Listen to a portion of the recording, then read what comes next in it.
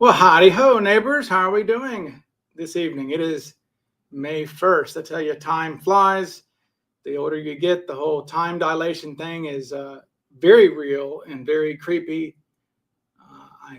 When you're 80 years old, a year must feel like a week because these days months feel like weeks. Anyway, sorry for the morbid discussion there about age. But yeah. Oh, hello, folks. Hey, Nicole. Hello, Oracle. Hello to Olivia in Cornwall. What's going on, people? Zodi says it's been some weeks since the last one. Looking forward to this. Hello, Sonic. Everybody. Yeah, I didn't really advertise this, really. I just decided to do one today. I'll be sipping on some water today. My mouth's a little dry, a little sick, but I felt like doing this. 61 in a month feels like 2 days, says Wendina. That be the granddaughter of Milton Bordall, the mad scientist of Pateros, Washington, the terror of city aldermen everywhere. Apparently, if you didn't know Milton Bordall, we found some documents from his town where he was trying to put some drainage to an apple orchard or something, and the city aldermen were giving him real hell. It was really ugly. So in the letters they were saying, "Got to watch out for Vordal. He's an angry one." Something like he's not happy about it. These like handwritten letters like Vordal's coming. So the terror of aldermen everywhere. Although he was in fact I believe he was the mayor actually of Pateros briefly. I think that's right. Anyway, so today. Oh, Carlos Payne, ready for an On3 and Rivals merger. I missed the main board. Hello, Carlos. I didn't know we had any main boarders on here. How are you doing? Anyways, so today I really just wanted to focus on just some suspects. People love suspect talk, and so I wanted to do that. A lot of drama on the Reddit. I don't want to dive into that too much, but curmudgeons, they're still curmudgeons about their suspects. You just have to be really people are really touchy about their suspects. That's all you can really say. Okay, greetings from Washington State. It's funny how Washington State is like, when you write Washington State, like there's you have to be, it's Washington State, like capital states. It's kind of, that must be a pain in the ass to live there, because you have to differentiate between like Washington, like DC and the state, or if you're talking about like, or maybe it's just me because in my book I have to write, I refer to, because I mention offices so much in my talking about the FBI, I have to write, instead of saying, oh, the Seattle office did this or whatever, you just say Seattle or Washington or Portland instead of saying the Portland FBI office. So maybe it's just me. I have to differentiate sometimes between Washington being Washington office, which is Hoover, yelling at them about things. Daniel Barnes, what's up? What's up? Gosh, I'm getting old. What's up? What years were those what's up Budweiser commercials? That was Budweiser, wasn't it? Yeah. What's up? Budweiser had some commercials back in the day, didn't they? Frogs. What's up? Clydesdales. They did pretty well. When Nina says, yes, it's a pain to live here. It's state of Washington or Washington State. Easy to get it gummed up. Yeah, and there's also the university too, right? There's also the university, which is, well, we're starting out with a question there. Curtis Lowe says, do you think Cooper is alive now or not? No. The guy was a heavy smoker in 1971. Now, some people have the genetics to do that. I think that, I want to say, maybe I'm wrong on this, but the oldest person verified ever, what was her name? Jean Calame, I think her name, Calame, French lady. I think she lived to be 122. I feel like she was a cigarette smoker until like 116 or something stupid like that. I forget what it was, but anyway, but more likely than not, also considering the things that Cooper was into. I mean, the guy was an airplane hijacker, so I assume that his lifestyle was not, he wasn't just chilling out, raising the babies and kicking back. So no, I doubt that Cooper is alive these days. I mean, because think about the estimations of Cooper's age. He was, I mean, several people said he was at least, several people said he was 50 even. The dead now camp, that's funny, Mary. But, whenever we talk about Cooper's age, I really think about, because you really have to think about the witnesses and their perspectives of these things. And I think about Hal Williams, who was the gate agent, for those who don't know, was the gate agent who kind of took an interest in Cooper and looked at him in the terminal there before he gave him his ticket to board the plane. And Hal was the only individual who was actually trained to spot hijackers. We know this because Northwest Orient was training their gate staff in 1971. That's actually found that in a newspaper. I think maybe Chris Brewer found that, but that because they were asked after the hijacking, hey, how did this guy get on board with dynamite and all this other stuff? And they're like, well, we have to admit, Northwest Orient staff is trained at SeaTac. So there's that. But anyway, so Hal was trained to look at people, and I guess Cooper didn't raise enough, hit enough of the bingo to raise his awareness of Cooper to pull him out of line. But Hal was 39 years old at the time, and Hal came face to face with Cooper. I mean, I don't think they spoke, but he handed him his ticket, and he had been watching him a little bit. And Hal was 39 years old, and Hal estimated Cooper to be 50. Now, I'm older than 39, but I'm younger than 50.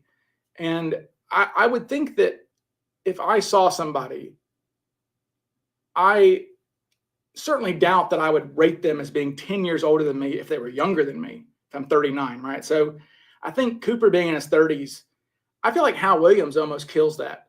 Any Coopers in their 30s, I mean, not quite, but the fact that, just try to imagine yourself estimating somebody to be 10 years older than you, who's actually younger than you. So it just doesn't seem likely. And maybe it's interesting. I wonder how much, your gender and stuff matters as far as to telling people's ages and things. But because we have another male passenger who thought he was 50. Spreckle thought he was 50. Flo Schaffner's very first note in the cockpit, the very first description we have of Cooper says in his 50s. And she wrote that as he sat 75 feet behind her. So now she later revised that to be 44 to 46, but it wouldn't surprise me at all if Cooper is 50. So I definitely think he was older than 40 for sure. Yes, Nikki points out that the new suspect, whose name will be revealed soon, I gather. I suppose I did not upload a picture of the new suspect. For those who don't know, can't really give away his name there, but he's pretty good. I'll pull this up for people. He's probably the best composite A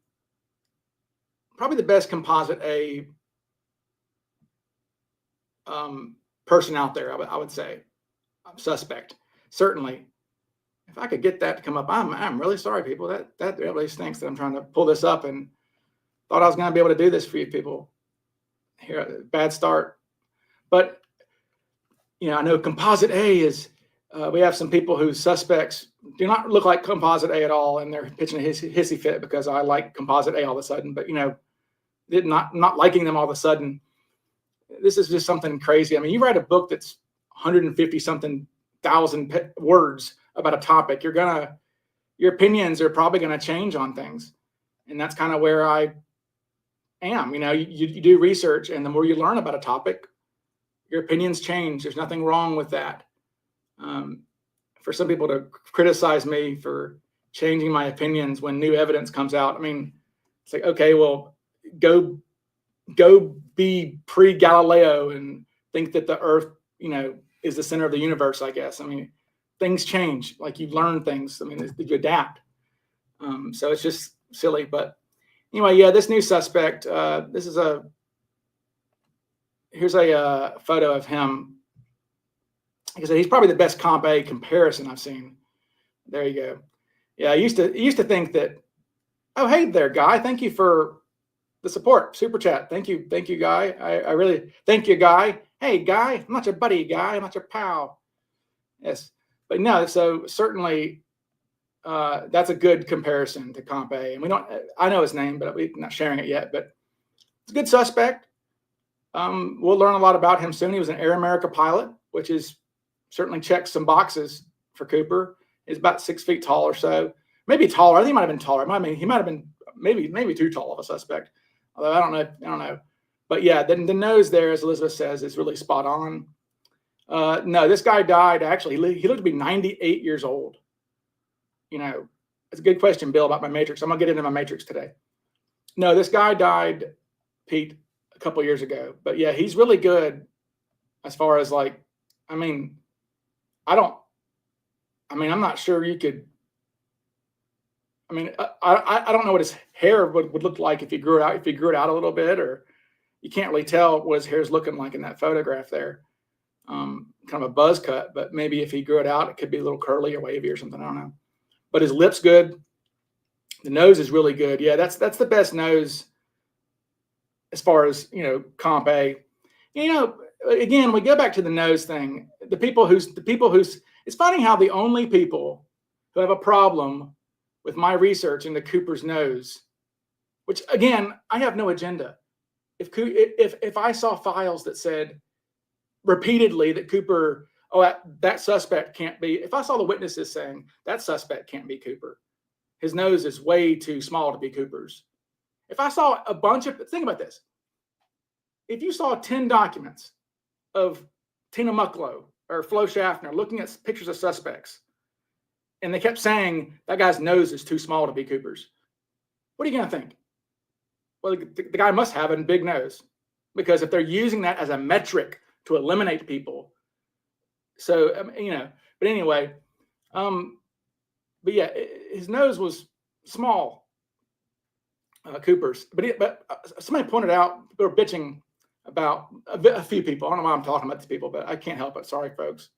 And I'm sure I'm touching on their vanity by talking about them. I should just not talk about them at all. But Woodolph and Statler, or whatever they're called, the Muppets over at the DZ, who were shaking their fist at everything. But we look at Bing, okay? So this was drawn with the 3 stewardesses sitting there as the guy drew it, okay? That nose is weird looking to all of us, which means it would have also been weird looking to all of them. So you would think, and again, the sketch artist did not invent that nose. In fact, he modified that nose from that nose was modified from KK51, right? So if we go and look at the sketch, if we go and look at KK51, which was the sketch that the mugshot that Flo Schaffner liked, we can see the changes that were made. Okay, there's KK51 on the right. I elongated his head a little bit. His head was a little squatter in that, but I elongated his head to kind of show the comparison there. So you can see that was the template. And that's what's the whole funny thing about them making Comp B using a lot of KK51 as their template is they already did that. They already used KK51 as a template with the stews sitting there making adjustments. So you can see that they shrank his nose on purpose.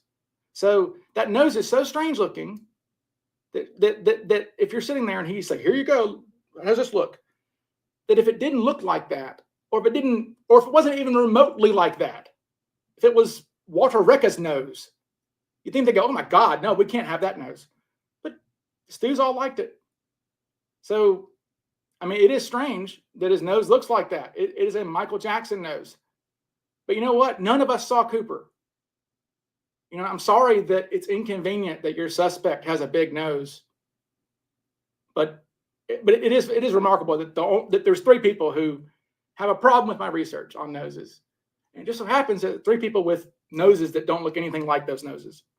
But okay, whatever. I mean, it's just a coincidence, I guess. I'm sure that if my research into noses, I'm sure that if their suspect had small noses, they would have no problem with my research. That's the problem with bias researchers.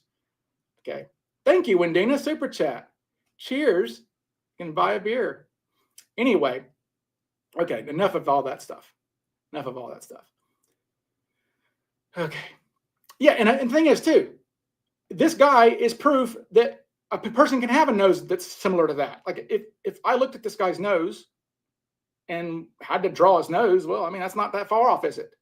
So it's not like he's an alien. Okay? And again, they didn't even, like, what's funny is the only people who bitched about this nose here said words like make the nose nostrils slightly wider or whatever. So, like, I don't know. The guy had a nice shirt. Thank you. Yeah, he just, I mean, again, it's so not complicated when we just look at the noses that people liked. These are all noses that people liked. Okay, what do they have in common? Okay, they're all kind of pointy. Now, granted, they're not all like Bing Crosby looking noses, but they're all pointy looking, right? They're all kind of slender, narrowy looking things. Okay, they're not bulbous at all, right? I mean, so these four people had noses that were pointed out as being similar to Cooper's. So, you know, I'm so sorry that your suspect has a fat nose. You know, I mean, why don't you go bitch at Tina Mucklow from 1971 about the Bing sketch? I don't know. Anyway, Ryan Gosling's nose is small. Okay. All right, so we'll get into it. So, okay, some questions here.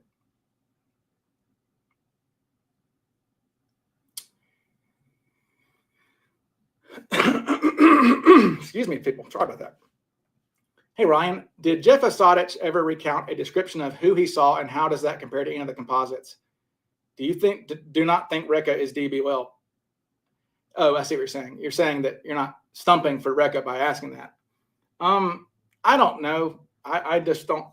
I don't know how Jeff Asadich would remember a face of a guy he gave a ride to 50 years after the fact. In fact, I'm dubious of it being that night even. You know, I mean, that just seems, you know, Asadich apparently he's not like some untrustworthy person, right? I think Asadich is a good guy by all accounts, and I don't think he's making it up. But that's not, it wasn't Rekka. I mean, I don't think. I mean, you know, but if it was, then it wasn't that night. You know, I mean, Rekka has nothing to do with Cooper. I mean, think about this. Can I just play this for you people? This is, for those who haven't heard it, this is Walter Rekka's confession. I mean, listen to this guy. Like, we know that how preposterous is this? I don't know how Rekka wasn't laughed out of existence immediately. Okay. Not only do they have him jumping 150 miles away from where Cooper jumped, but they have his confession saying things like this. Yeah. Why did you pick the back door, by the way? Because they had a side door there that says red letters on it right there, open here, and I said I was going to open that right there, and she mentioned that there's that tail door there, so I said, well, that's fucking good. So at first you were thinking about going out the side door. Yeah. And the stewardess actually talked you into going out the tail. She didn't talk to me, she just mentioned it.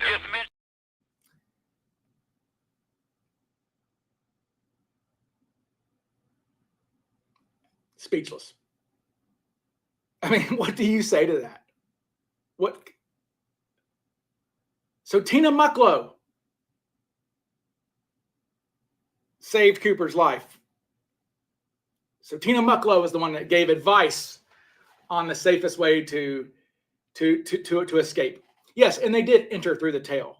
That's the whole thing. I mean, I mean, this heist is only a heist because of the 727. It's preposterous. I mean, it's like you need a pickup truck to haul away a safe you're stealing, and you arrive with a gremlin. You know, how are you gonna do it? I mean, it's just stupid.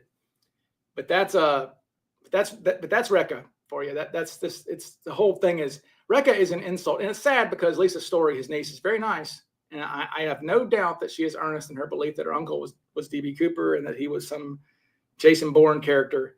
But Rekka is the entire. It's just insult after insult after insult with Rekka. You know, I mean, everything is wrong with Rekka. He is a terrible person. Is Dan LeClaire a real character? Well, he's a character in a book. I mean, he is a character in a book. I don't want to get into the Gunther thing tonight. I mean, if I have time, I don't know. But the Gunther thing is so. I kind of had it up to here with the Gunther stuff because you just like Gunther is like the Max Gunther thing is set up for people who want to cherry pick. Like, in fact, I mentioned this to Anonymous the other day about his stuff, and he was like, "Well, you know, I can, you know, not everything." He gave me his. Well, I mean, obviously, not everything in the book is true. Well, I'm like, okay, how convenient. So you get to pick what you think is true because what might match your suspect and ignore everything else that doesn't fit. That's not very like. It's like that is a cherry picker's paradise that I get to say, well, I know that's not true, but you don't get. You know, it's just anyway. Any thoughts on Marla? I've thought more about Uncle LD. Okay, so yeah, I don't want to get into the Gunther thing. That's just stupid. Did anyone other than Tusaw claim that Cooper was looking at packing cards? No. But like I said, for there to be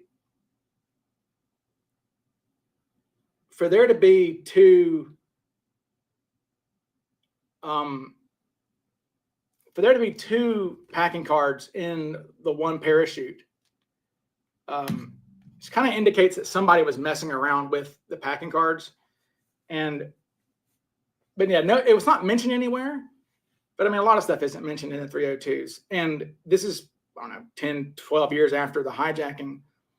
I just don't think that Tusaw is inventing details like that, right? When all the witnesses are 10 years. I mean, again, it would be like me writing into my book now, and I am completely making up things that happened about an event that occurred in 2011 or something, right? I mean, so somebody told him about, I mean, Tina obviously must have, I guess, because I just, and also too, look at Tusaw's agenda. I don't want to say he had an agenda, but Tusaw's theory is that Cooper was a wuffo, like Cooper, meaning that, I forget, for those who are in the chat, wuffo is like means, I forget, there's a comical, I forget the where it comes from, where wuffo exactly comes from. But Tusaw believed that Cooper was a wuffo, didn't know what he was doing really, and jumped into the river and died. So it doesn't really help him. I mean, there's two things that we get from Tusaw that are not in the 302s that are pretty critical to know if it's true or not. And if I talk to Tina, I definitely need to know the packing cards thing and and Cooper bitching about the D rings. Now, I accept that as canon because generally I have determined that, or at least I have made the choice. It's a decision, but I have made the choice to roll with Tusaw where I kind of feel like what he's saying makes sense. And he has a few minor errors, but things like that, wuffo, you jump. I don't know if that means it, but yeah, wuffo, you jump. I don't know. It means something like that. Yeah. But it's people who don't know how to skydive. But I've made the decision to adopt Tusaw for my own book, things about like D rings and the packing cards, because the packing card seems to have maybe some evidence post hijacking, physical evidence, being that a few days after the hijacking, we find out that there were two packing cards in one of the parachutes. So somebody took a packing card out of a parachute apparently and put it in another parachute. It's like car registration. Like there shouldn't be two car registrations in one car, right? So, as in, what for you jumped from a perfectly good airplane? Oh, what for? Oh, that's right. That's the story. That's right. So Cameron landed in like somebody's yard or something one time, or something like this. Or a skydiver landed in somebody's backyard. Like, and this old timer, I guess, didn't know that there were recreational skydivers. I guess he probably thought only people like the Red Baron would jump out of a plane, although the Red Baron didn't have parachutes.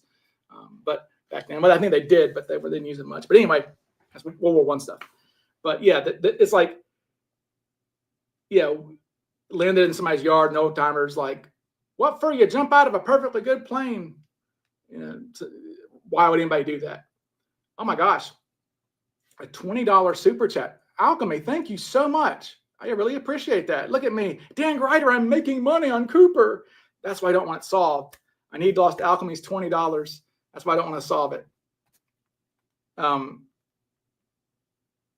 Yeah. But anyway, I appreciate that. Love the channel, Ryan. Thank you for all your awesome work and for clearing a path through the wilderness of the vortex so as to give a clearer understanding of this fascinating and yet frustrating case. By God, it is fascinating, isn't it? Thank you so much, Lost Alchemy. I really do appreciate that. That's very kind of you. But so very, very nice.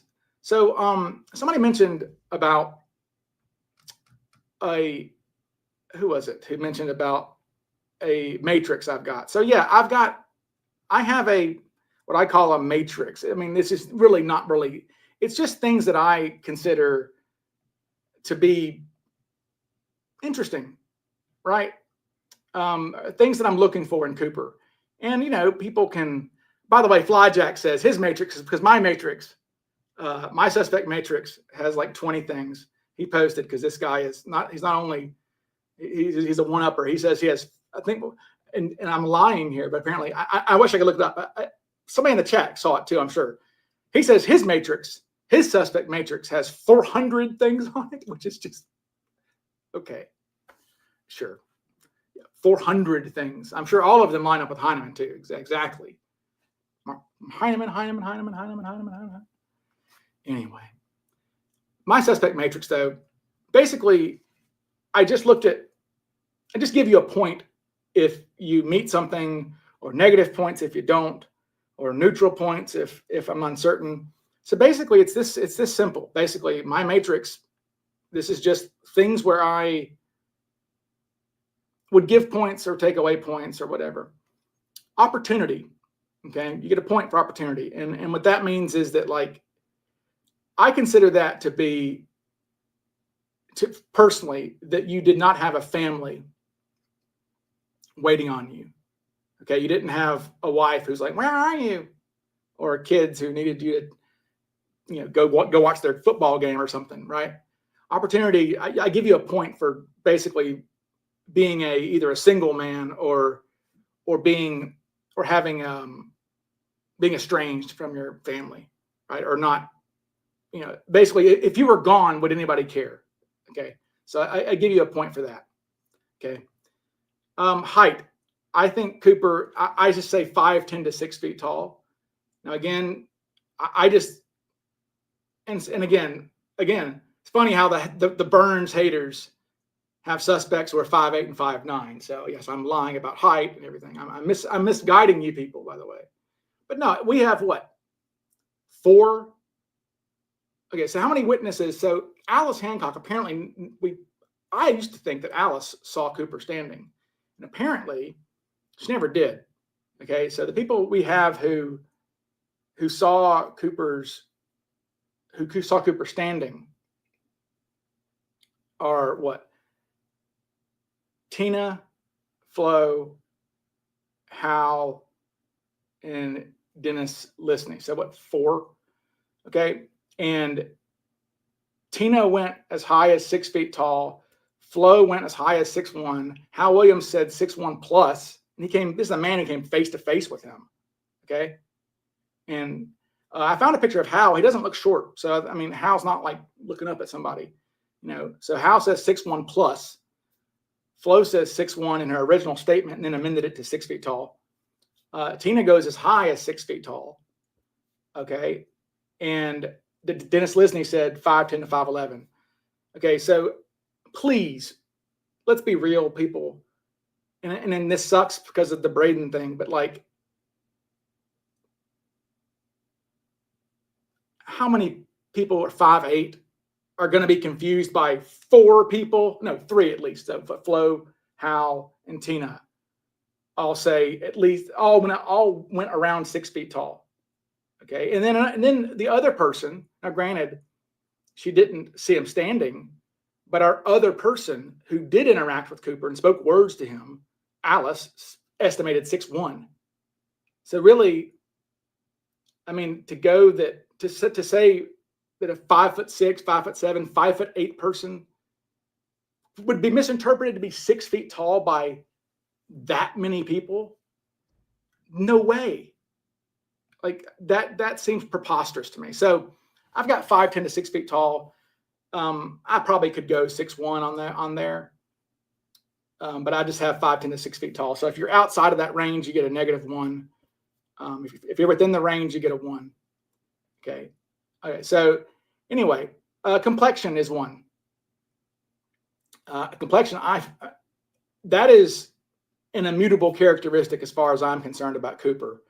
And my immutable characteristics, which means that you see them come up so frequently that it just seems like these are characteristics of Cooper's, right? The lower lip, the kind of narrow face, right? And the skin tone. Literally every single person, every witness to Cooper who we have in the 302s, except for Bill, interestingly enough, all of them give some qualifier on his complexion by saying medium to dark, dark, olive, swarthy. So something about him was dark. So complexion is on there. So opportunity, if they have a family. Height, you get a point. Complexion. Age, I put 40 to 50. I think if you're outside that range, I gave you a negative.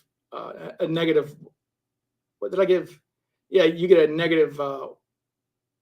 -1. Yeah, if you're outside 40 to 50. Okay, just me. Okay, drinker, get a point. Some people weren't drinkers, so you don't get a point. Parachute training is on there. I mean, I don't know. I don't believe Cooper was a skydiver, a professional, a like recreational guy who did this for fun, usually, because he didn't own his own parachute. If you own your own parachute, you're probably going to bring it. We can look at the copycats who owned parachutes. They brought their own parachutes. Again, this is a thing that's going to save your life, right? It'd be like Dominic Toretto in the Fast and the Furious movies, not showing up to a heist without his souped up getaway car, right? So I don't think Cooper owned a parachute. Okay, so but he had some training, because again, it's a parachute heist, and I think he was inspired by Cini, who, interestingly enough, it's kind of funny, you talk out of both sides of your butt sometimes, because you want to think Cooper had parachute training, but to even come up with the heist. I always use the analogy of scuba diving. I don't like the water, never scuba dived, have no intention of ever scuba diving. I would never devise a heist where scuba diving is my method of escape between going to prison for life, or maybe being killed by the FBI, or being killed because the thing is dangerous to begin with, scuba diving. I would never devise a scuba diving heist, right? So but again, Paul Cini devised a parachute heist without ever putting on a parachute. So, but I still think Cooper had some parachute training. He just seemed, again, he knew what D-rings were, apparently, and he knew where to find a packing card, apparently, allegedly. So, pilot. Now, let me point this out. On my matrix, I'll give you neutral points if it's something where I'm not fully convinced, but you get bonus points for being that, right? So, like, I would give you a bonus point for being a pilot if you're a Cooper suspect, because we have the pilots themselves saying things like he was speaking pilot lingo, right? He used this term, pick it up in the air. Okay, so there's a moment near the end of the hijacking when Cooper is really getting antsy, really getting pissed off at that. It feels like they're stalling. And he tells Tina, he says, call up there and see what the hell's going on. And she does, and they say, well, we're trying to get, we're we're picking up our IFR clearance. We're waiting on our IFR clearance. That's like your weather clearance. Waiting on our IFR clearance and to file our flight plan. Cooper calls him out and says, no, bullshit. He goes, they can do all that once they're up in the air. Or he says, they can pick it up in the air. They can pick that up in the air. Let's go. That's when he says, let's get the show on the road, famously, right? He goes, no, they're stalling. They can pick that up in the air. Let's get the show on the road. Now, I would have no idea if a pilot could get their flight clearance in the air or file a flight plan in the air, whatever. I would have no idea whether you can do that or not. I mean, how many of you would know that? If I wouldn't know. Yet Cooper called their bluff on that. Now, what's funny is Cooper concedes to them several times. I mean, if Cooper could have called their bluff or bitched at them about things, but he called their bluff on that. Okay. He said, no, you can't do that. That's a lie. Let's go. And specifically, not only did he seem to know that you could do that, but his terminology, you can pick it up in the air. That is apparently, according to Northwest Airlines, Paul Soderlund, who wrote the FBI a week later saying, hey, I was reviewing some of the things with our pilots and this hijacker used the phrase, pick it up in the air. That is a pilot speak, essentially. And he says, I think this is a clue. So he told the FBI this. This is the flight guru wizard for Northwest Airlines said, hey, that's the way we talk. So I think that's a clue. You might want to look at pilots because this is pilot lingo. Now, maybe it wasn't a pilot. It could have been an air crew guy, right? Who just knew that, maybe he was an air crew guy who heard pilots talk a lot. I don't know. But so pilot, I'll give you a point for being a pilot. Okay. But I'm not going to dock you a point for not being a pilot. Okay. Anyway, gosh. Okay. It is hot as hell in here. I got to turn the air conditioning on. Be right back. Talk amongst yourselves, folks.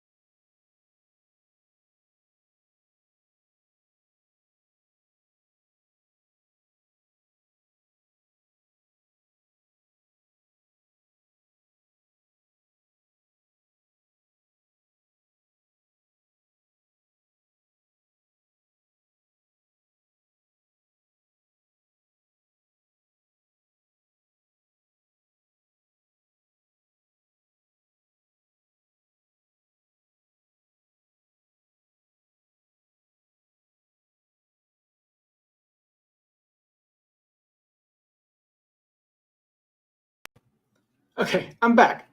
Sorry about that. Had to turn the air conditioner on. Yes, talk about Ryan while he's gone. Does good things for people. Taste in shirts is questionable.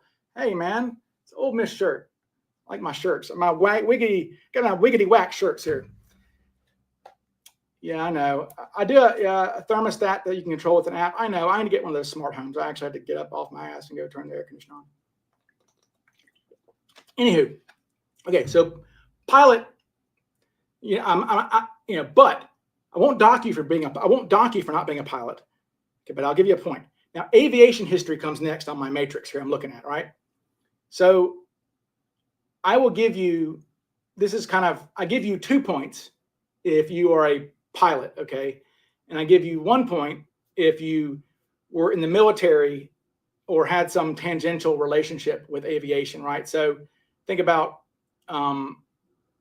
several of our suspects weren't pilots, but they were on bomber crews, things like that.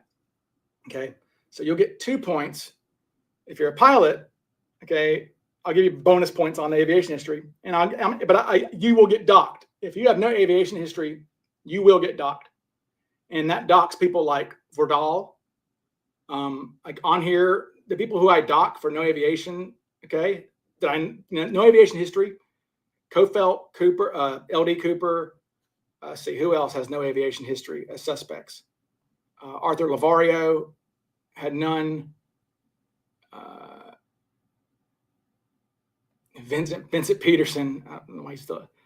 Verdal, Dwayne Weber, and Melvin Wilson. Yeah. So what I mean by that is like you spent time as part of an air crew of some sort. Okay. Doesn't mean you're not smart. Like for Verdal, for example, like I mean, the guy was a super genius, but he was not ever a member of an air crew. He had no practical connection to air crew. So that's what I do. So, okay, Boeing 727 knowledge. You don't get a point. You don't get docked for not having that. Okay, but you get bonus points for that. So the suspects who have Boeing 727 knowledge that I gave points to for that, Ted Braden, Kenny Christensen, which honestly is for Kenny, it should be a negative on him because Cooper didn't know how to lower the air stairs. I mean, Kenny, that part of your job. Okay. But anyway, 727 knowledge, I've got Kenny, Ted Braden, Skip Hall, Vincent Peterson, Sheridan Peterson, Roger Strom, suspect can't be named, Verdal, and that's it. Yeah.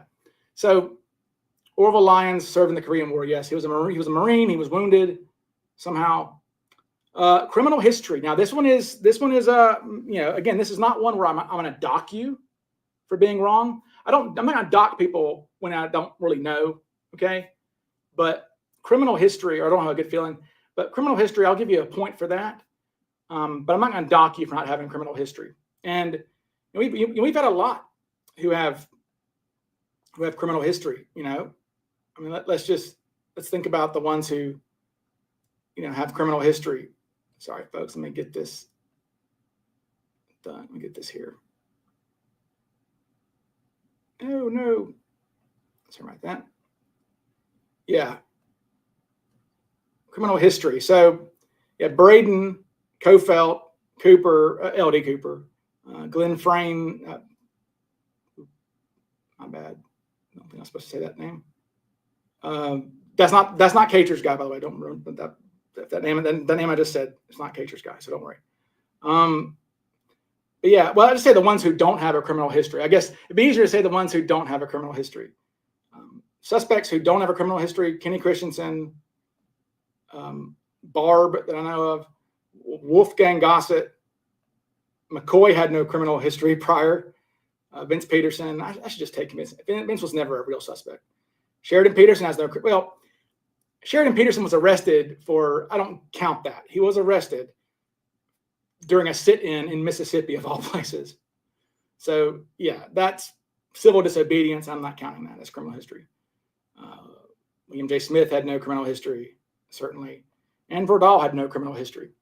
So, did Catalano have a criminal record? In later life, yeah. So, but not that I know of early on. Okay. Next is going to be that they knew the Pacific Northwest or had familiarity with it. Okay. And that's pretty much most suspects. The only one that I know of who, let's see, so McCoy would not have, there's no indication of McCoy ever spending time in the Pacific Northwest. Okay. William J. Smith, I don't believe so. Dwayne Weber and Melvin Wilson had none. All right. So there's that. So then we have knowing McCord Air Force Base. You get a point for that. Okay. Now the next one, tie particles. Now, I do not dock you for not being a tie particle thing. That's the one thing that Eric Eulis irked me about when I learned he was doing this to people. And I even called him out. I said, Eric, man, you don't do that. Send these people to me if you have and he did. I said, man, if somebody, because he loved to brag, and it was true because I would get emails from people. In fact, Lee Seller, okay? Lee Seller, a good suspect. Okay, Larry Carr doesn't like any suspects. Larry Carr finds Lee Seller interesting. Now, Larry Carr's a dead camp guy, and Lee Seller may have died that night if he was Cooper. Okay, but Lee Seller a good suspect. Okay, his nephew contacted Eric Eulis and was like, "Hey, my uncle was a Canadian pilot who went missing in 1971 and had lived in Seattle and had lived in Vancouver, Washington, and had money trouble and was maybe running from the mob. He was 6 feet tall. Actually, he was 5'11", I think. But I mean, Lee Seller the only problem with Lee, his eyes look weird. Lee has these strange eyes there. That's from World War II. That's a photo from World War II. Lee was 48 years old, I think, at the time of the hijacking, so that's a good age too. But he was struggling to raise some kids. He took his kids and dropped them off at his parents' house. His teenage kids dropped them off at his parents' house in Seattle, or something like that. Never seen again. Something I may be saying that wrong, but he just vanished. Okay, never been seen since. But his eyes, he's got the I forget what they're called, like the folds. I guess Asian people can have those eyes like that, right? So he has these interesting eyes. But anyway, point is, Lee Seller, he contacted Eric Eulis because, of course, Eric is the main guy, for this. And Eric turned him down. Eric said, "Well, can he explain the tie particles?" And he said, "Well, I don't think so. He wasn't a metallurgist or anything." And Eric told him to get lost, basically. And it's like, okay, what? How could you be so, dogmatic about that, right? How could you be so hard line about that sort of thing? We don't know. I mean, the tie. I mean, I think it was Cooper's tie. And what I mean when I say Cooper's tie, the hijacker wore that tie on the plane. Okay, so whenever we say Cooper's tie or not, we're not saying it was a passenger's tie. We're saying like whether he owned it for a while or not, right? Whether it came from his closet, okay, or whether he had bought it through a thrift store. The thrift store angle, I don't buy that at all. Really. Thank you for the super chat there. I'll get to that question there. But anyway, so Lee Seller's nephew contacts me and is like, "Hey, I got blown off by Eric Eulis, but maybe you'll be interested." Hell yeah, I'm interested. Wait, you had a uncle who was a Canadian, a Western Canadian, who was a pilot, who was on the run from the mob, essentially, who disappears in 71, who is 5'11", has a dark complexion, black hair, right? I mean, has a narrow face. Hell yeah, I'm interested, right? So that's anyway. Okay, so tie particles, though. I give you points for tie particles, but I'm not going to dock you for not being able to explain tie particles. I'm not that ridiculous, okay? I agree. Here's Cynthia McMahon. This is the daughter of William J. Smith. My father was not D.B. Cooper. I agree. That's all I'll say.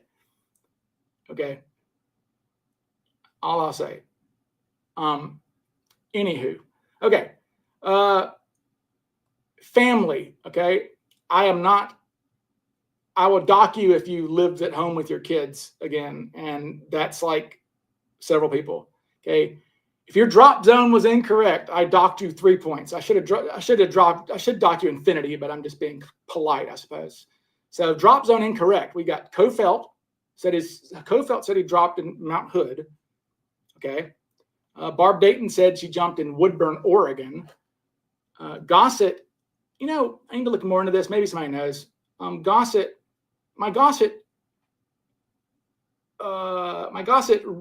brain is off sometimes. But Wolfie, I want to say Wolfie said he jumped in Oregon. Maybe I'm wrong. Somebody let me know that. But I feel like I have him docked for some reason. And then, of course, Rekka. So now I have here, if an eyewitness, here's something. Okay. So this was interesting. So if an eyewitness saw your photo originally in the 70s and said it was not you, I docked you 3 points. And that's going to be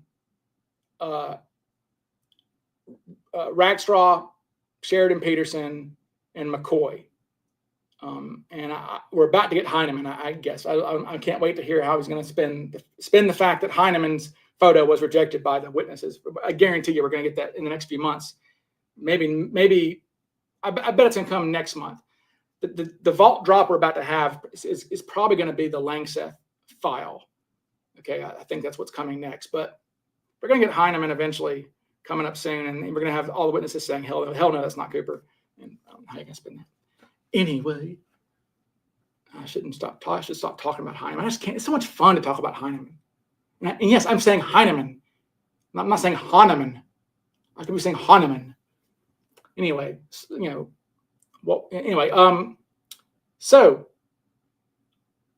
eyewitnesses. Then I have a document. At one point, if eyewitnesses saw you later on, okay, and said it wasn't you, that's Kofelt, that's L.D. Cooper, Kenny Christensen.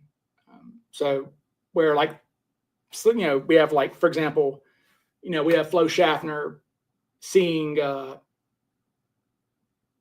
Kenny Christensen's photo in 2011 or something like that, and she didn't say it was him. She said it looked like him. L.D. Cooper's the same way too. And then demolition was the final one. Just demolition experience. I feel like you have to have demolition experience probably to make a bomb that convincing looking.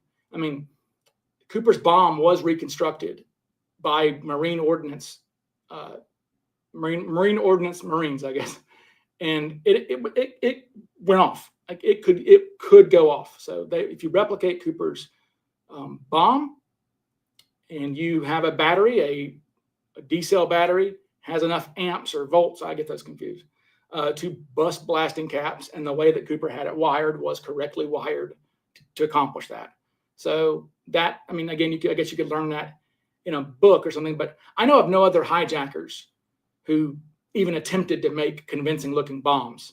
And that's part of me wonders why I might think that Cooper's bomb was real, because it didn't need to be that real looking. Okay. It could have just been nothing in there. Okay. And it wouldn't have mattered. They wouldn't have called. I mean, no one's going to call your bluff. Let me see the bomb. So anyway. Okay. So basically that's it. That's kind of my little matrix there. Nothing to it really. I'm sorry I don't have 400 things as Flyjack has, but somebody asked me about, have I applied Kacher's suspect to this yet? No, I've not, but I could do that in real time. How about we do that? All right. So we'll see where he stacks up among the suspects. So we'll do Kacher's guy. Okay. I mean, do it on a spreadsheet. I'm going to insert, just write Kacher's guy. All right. Opportunity. I'm gonna give him a plus for that. I believe John said that he was unemployed at the time and was not married at the time. He was married 4 times, so make of that what you will. Usually, if you're married 4 times, you're probably the problem. So that's cruel. I'm sorry to anybody who's been married 4 times, but I mean, either you have bad luck picking people or you were the problem. Either way, it's maybe your problem if you have 4 times. Okay. Opportunity, though, I'm going to give him a 1 on that. Height, he's outside. I feel like he's like 6'2". So he's outside of what I feel like Cooper is. So I'm going to give him a -1 for that. Criminal history, 1. He had some misdemeanors, but nothing crazy, but I'll still give him a 1. New Pacific Northwest, yeah, the guy was from Seattle, I believe. New McCord, certainly. Air America pilot. Tie particles, no. But again, I'm not docking you on that. Did not have a family. I'm not docking him on that. Drop zone incorrect. No, nothing wrong there. Okay, what else do we have for him? Oh goodness, where? Oh, I forgot to mention neutral accent was one that I had for Cooper. He needs to have a neutral accent. So McCoy, you don't have a neutral accent. All right, complexion. The guy doesn't look dark to me, so I'm not giving him any points for that. 40 to 50, I believe the guy was 44, maybe. So yeah, right. Good age, perfect age actually. Smoker, yes. Drinker, yes. Parachute training, yes. Pilot training, yes. Aviation history, he gets a 2 for that because he's a pilot. Neutral accent. enough because he was from Washington State. So that's Tina felt that he was from a Midwestern or Western state, so that counts. Okay, 1. Boeing 727 knowledge, certainly. Criminal history 1-1. Tie particles, family, and demolition. No for that. I don't know. So, all right. So, Cater's guy has a score of 12. All right. So 12, not bad. Good. That's a good score. 12 puts him above Langseth and right below Orville Lyons. So that's a good score. I'll just go through of these suspects that we know of according to my little matrix here. Skip Hall's number 1 at 16, Ted Braden 14, Roger Strom 14, Orville Lyons 13, suspect who can't be named is 12, another suspect who can't be named is 12, Lee Sellers 12, Cater's guy is 12. So 3 guys I can't name are 12s. Langseth's a 10, Lavario is a 9, Robert Rackstraw's a 9, Dr. Roman's a 9, Verdal's a 9, Kenny Christensen's an 8, Uncle LD's a 7, Barb Dayton's a 7, Sheridan Peterson's a 7, Melvin Wilson 7, Dwayne Weber 6, Walter Recca 5, Wolfgang Gossett 4, William J. Smith 3. Actually, that's wrong. That's an 8 on him. My bad. 8 for Smith. Yeah. Kofeld's a 1. Vince Peterson's a 0, and McCoy -2. That's right. McCoy has a -2. So we need to hear more about your new suspect. I don't know. Where is Lisa Cesare? I don't know where Lisa is. Cooper-themed restaurant called Northwest Orient. Oh, nice line there. We have a Cooper-themed restaurant called Northwest Orient Tie Particles. That, you know what? That would be, I need to let the Victor 23 Brewery guys know they could do a tie particle tie in with one of their beers somehow, right? All right. Let's see. Packer says, I'm still married for the first time, but I'm the problem. Yeah. Mike says, we all know that Skip Hall was Dan Cooper. Everyone else is not the real McCoy. I don't think he was. I don't think Skip Hall was DB Cooper. Actually, it might be William J. Smith might be a 3. That was. Where is he falling on that? Actually, no, he is a 3. Sorry, Anonymous. So yeah, the only things that William J. Smith, for me, got points for, being that his daughter's in the chat here. He got docked. He got docked for opportunity. He got negative for opportunity, negative for height, plus for complexion, plus for age, plus for being a smoker. Was he a drinker, Cynthia? I have a 0 there for some reason. Parachute training gets a 1. Aviation history gets a 1. Neutral accent, no. He's from Jersey. I gave him a no on that. I don't know what he sounded like, but if you're from Jersey, I'm guessing that Tina Mucklow would know what a Jersey accent. She says no on drinking, so yeah. I'm going to guess that Tina Mucklow would know what a Jersey accent is, especially in those days. People had stronger accents back in those days when there wasn't so much media exposure. Okay, so accents were stronger regionally back then. Boeing 727 knowledge, no on William J. Smith. Criminal history, no. No indication he knew Pacific Northwest or McCord, to my knowledge. Sorry if that's wrong. Family, he gets a negative on that. Demolition, no. Okay, so yeah, he got a 3. William J. Smith gets a 3, actually, not an 8. So yeah.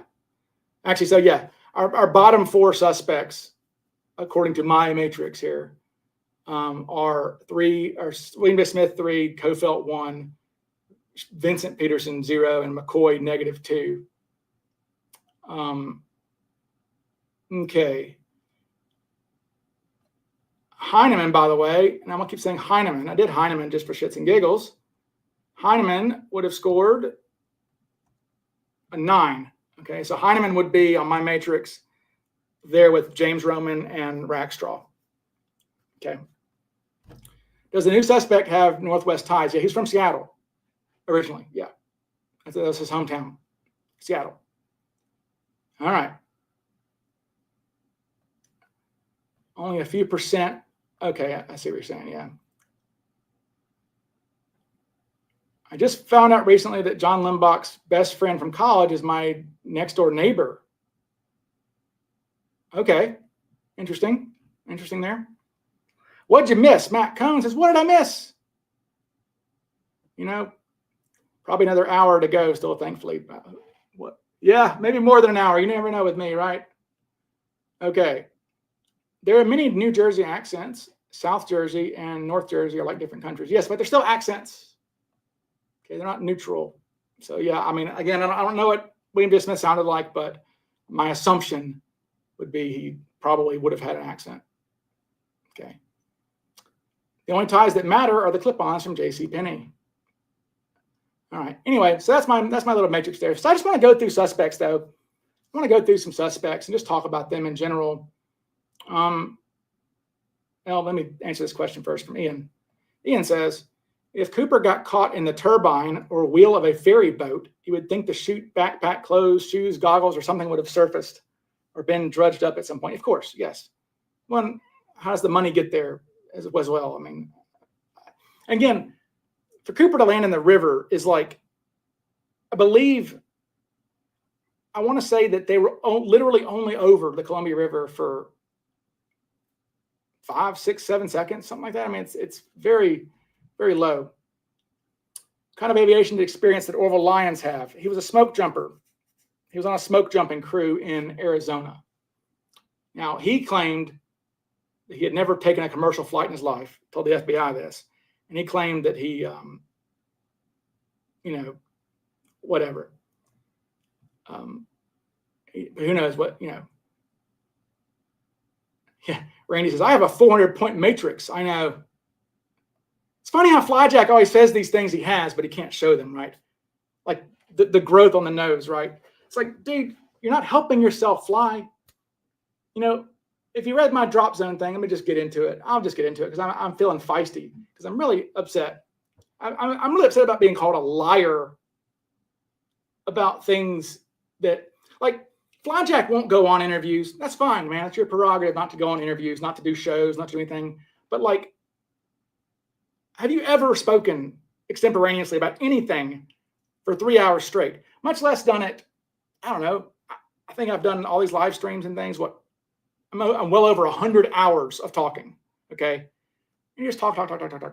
So, for those not in the know, his suspect, Heinemann, apparently, according to the witnesses, was missing teeth. It doesn't say 1, 2, 3. It just says teeth, plural. It says on both sides. Make sure I got that right. And someone's lying. Oh, you bastard, you're lying. He was missing teeth on both sides of his mouth on the upper side, right? I, a while back, said that he was missing upper and lower teeth. Okay? Now, that's probably my brain just thinking, remembering the both sides thing. Maybe I mixed up, whatever. But, so apparently that's a lie.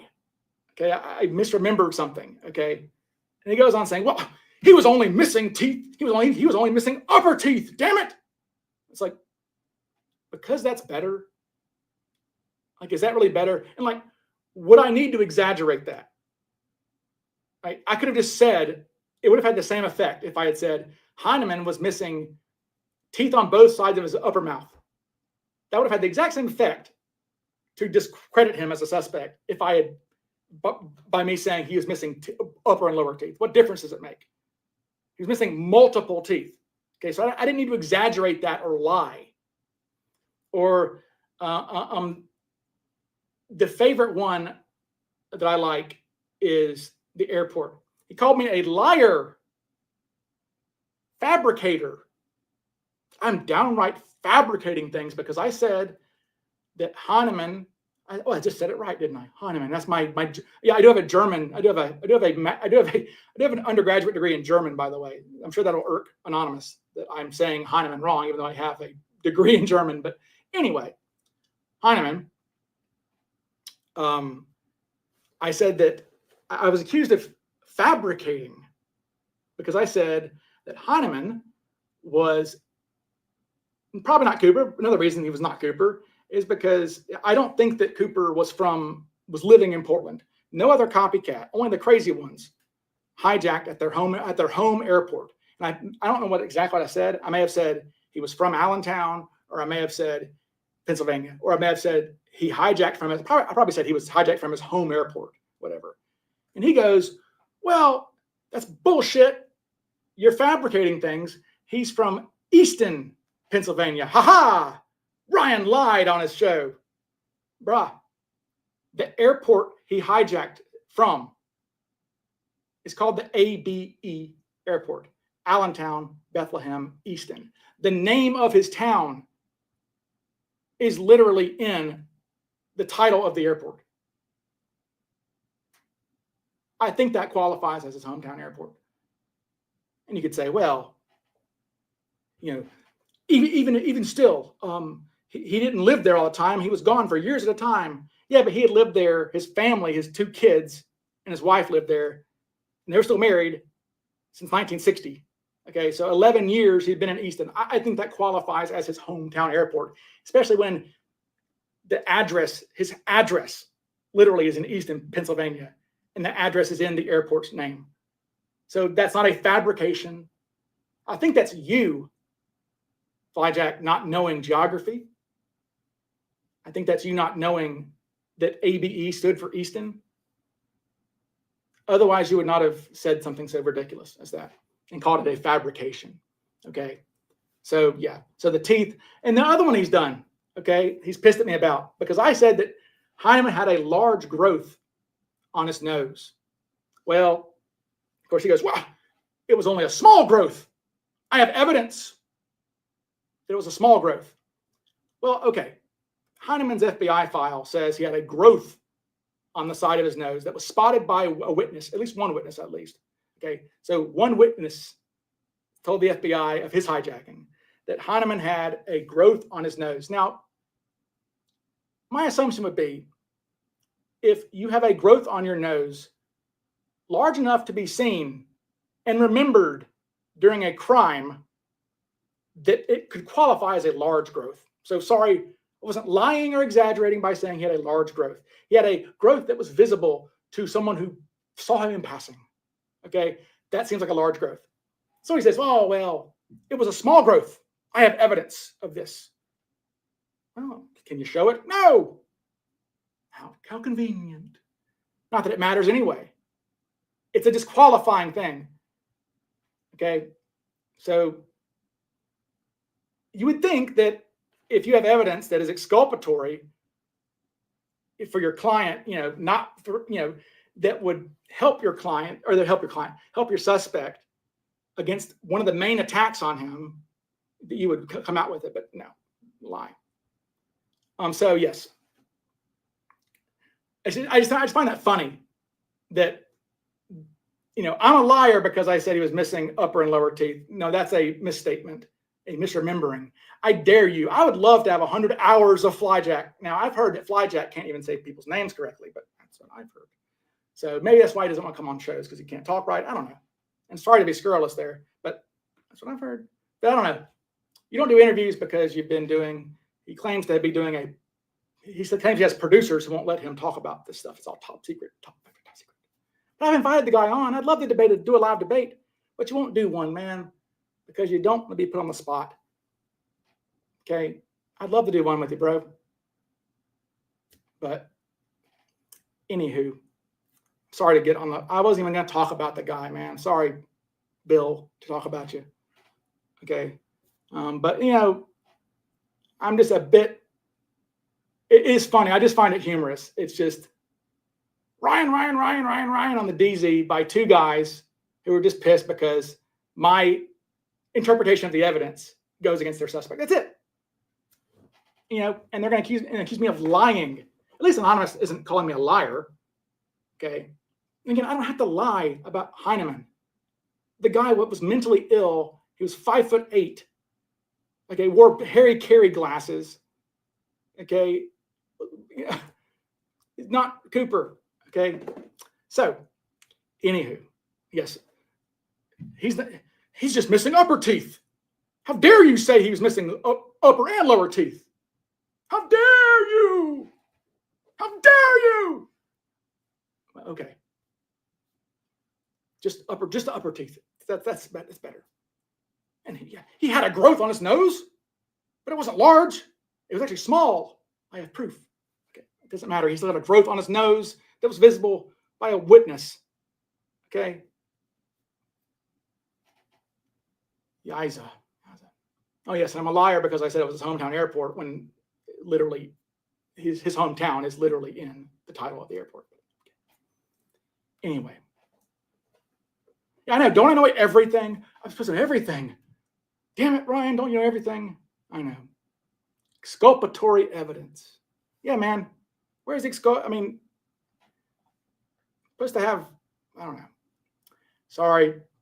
There's your daily dose of me and Flyjack. I think me and Flyjack would actually get along if we met in person. That's kind of how it works in the Vortex. You know, people can break bread together and be okay. Now, there's a funny line there from Packer. Don't let your forehead get wrinkled over it. I love that. I just love that. Skip Hall's not Cooper because he had forehead wrinkles. Brah. The bloody sketches have forehead wrinkles. Look at them. They all have forehead wrinkles. Okay?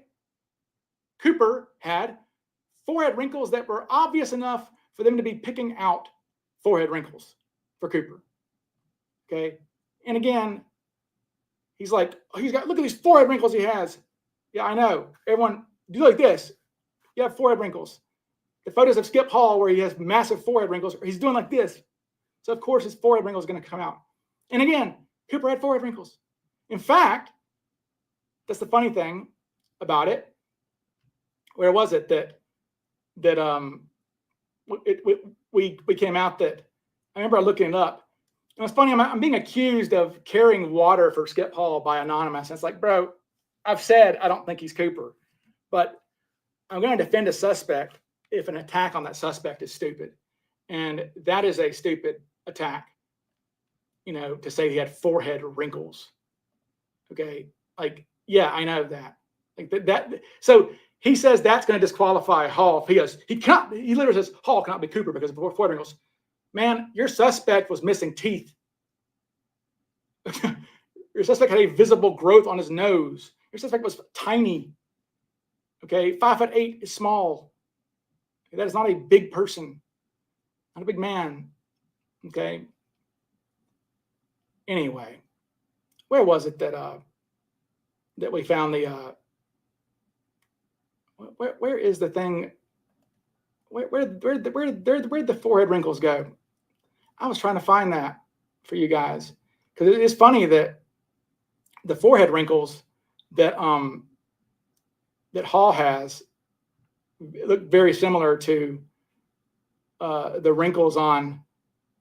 Yeah, there we go. Like, there we go there. Like, he's bitching about Hall's forehead wrinkles. And like, let's look at the forehead wrinkles on the sketches, right? Whereas his suspect has no forehead wrinkles at all. So, I mean, isn't that another knock on Heinemann? No forehead wrinkles. That actually makes you more likely to be Cooper, not less likely to be Cooper, to have noticeable forehead wrinkles. Okay. It's funny how the damn near perfect sketch of Heinemann, I don't see any forehead wrinkles. Well, because Heinemann didn't have any forehead wrinkles, apparently. Had pretty good skin, seems like. Anyway, enough about that guy. Okay.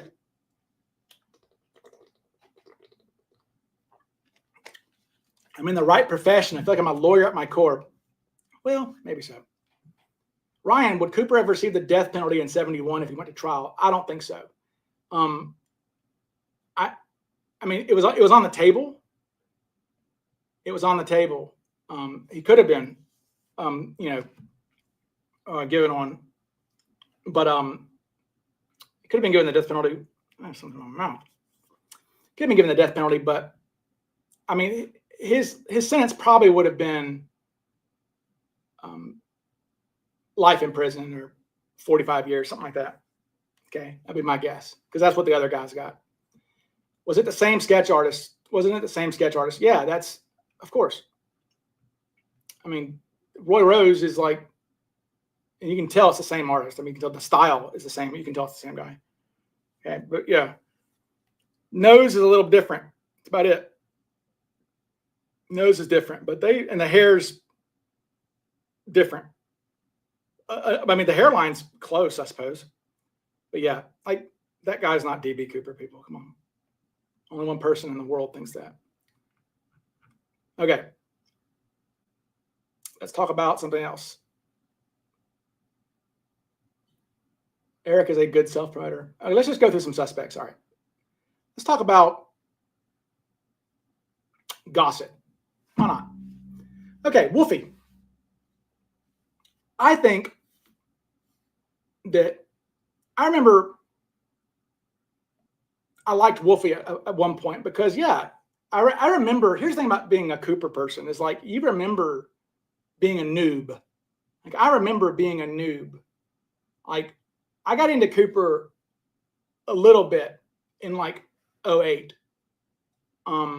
When I saw Larry Carr talking about Cooper. That's when I kind of got into it first. And I lurked on the DZ around that time. And the DZ, you have to lurk a little bit because it's intimidating, or it was then. Or I mean, now it's just two people yelling at clouds over there, or yelling about Burns because his evidence or his findings hurt their suspect. That's all. I'm misleading all of you. By the way, you're all sheep, according to them. So go read the DZ. Ryan's a liar, and you're all sheep for believing me. I'm leading you astray because I don't think that Cooper looked like that. Okay. Because I have an agenda, right? I don't know what agenda I have to change my mind on sketches and things as evidence comes out. I don't know what agenda I would have. I think you're the one with the agenda. You've been pushing a suspect for a decade now, or whatever it is. Anyway, that's a lie. I'm sorry for misspeaking, people. Sorry. He's probably only had Heinemann for like 6 years, something like that. I don't know. But he started out, though, about Heinemann's brother, who's actually a better match. I think Heinemann's brother was actually like 5'11" or something, and I think he thought Heinemann's brother went missing or died or something in 71 or something. But I think it turned out, I think he got off of Heinemann's brother because he learned that either maybe he died before the hijacking. I'm not sure. But regardless. Okay. So Wolfgang, though.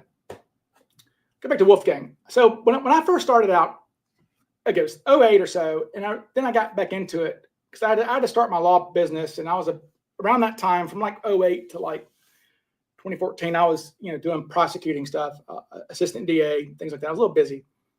But then when I started my own law practice, and it kind of runs itself now. Like I said, a lot of lawyers play golf. I just DB Cooper. I mean, that's what I do in my spare time. Because lawyers like myself, criminal defense attorneys, really, unless you're in the courtroom doing something, I mean, a lot of what you do as a criminal defense attorney isn't really, time consuming. You just negotiate with plea deals and things. It's not that huge, not big. And I clear criminal records too. That's kind of a thing. That's my main business there. I have a niche, and it kind of runs itself. So, anywho, I have a lot of time. So I got back into it around 2015.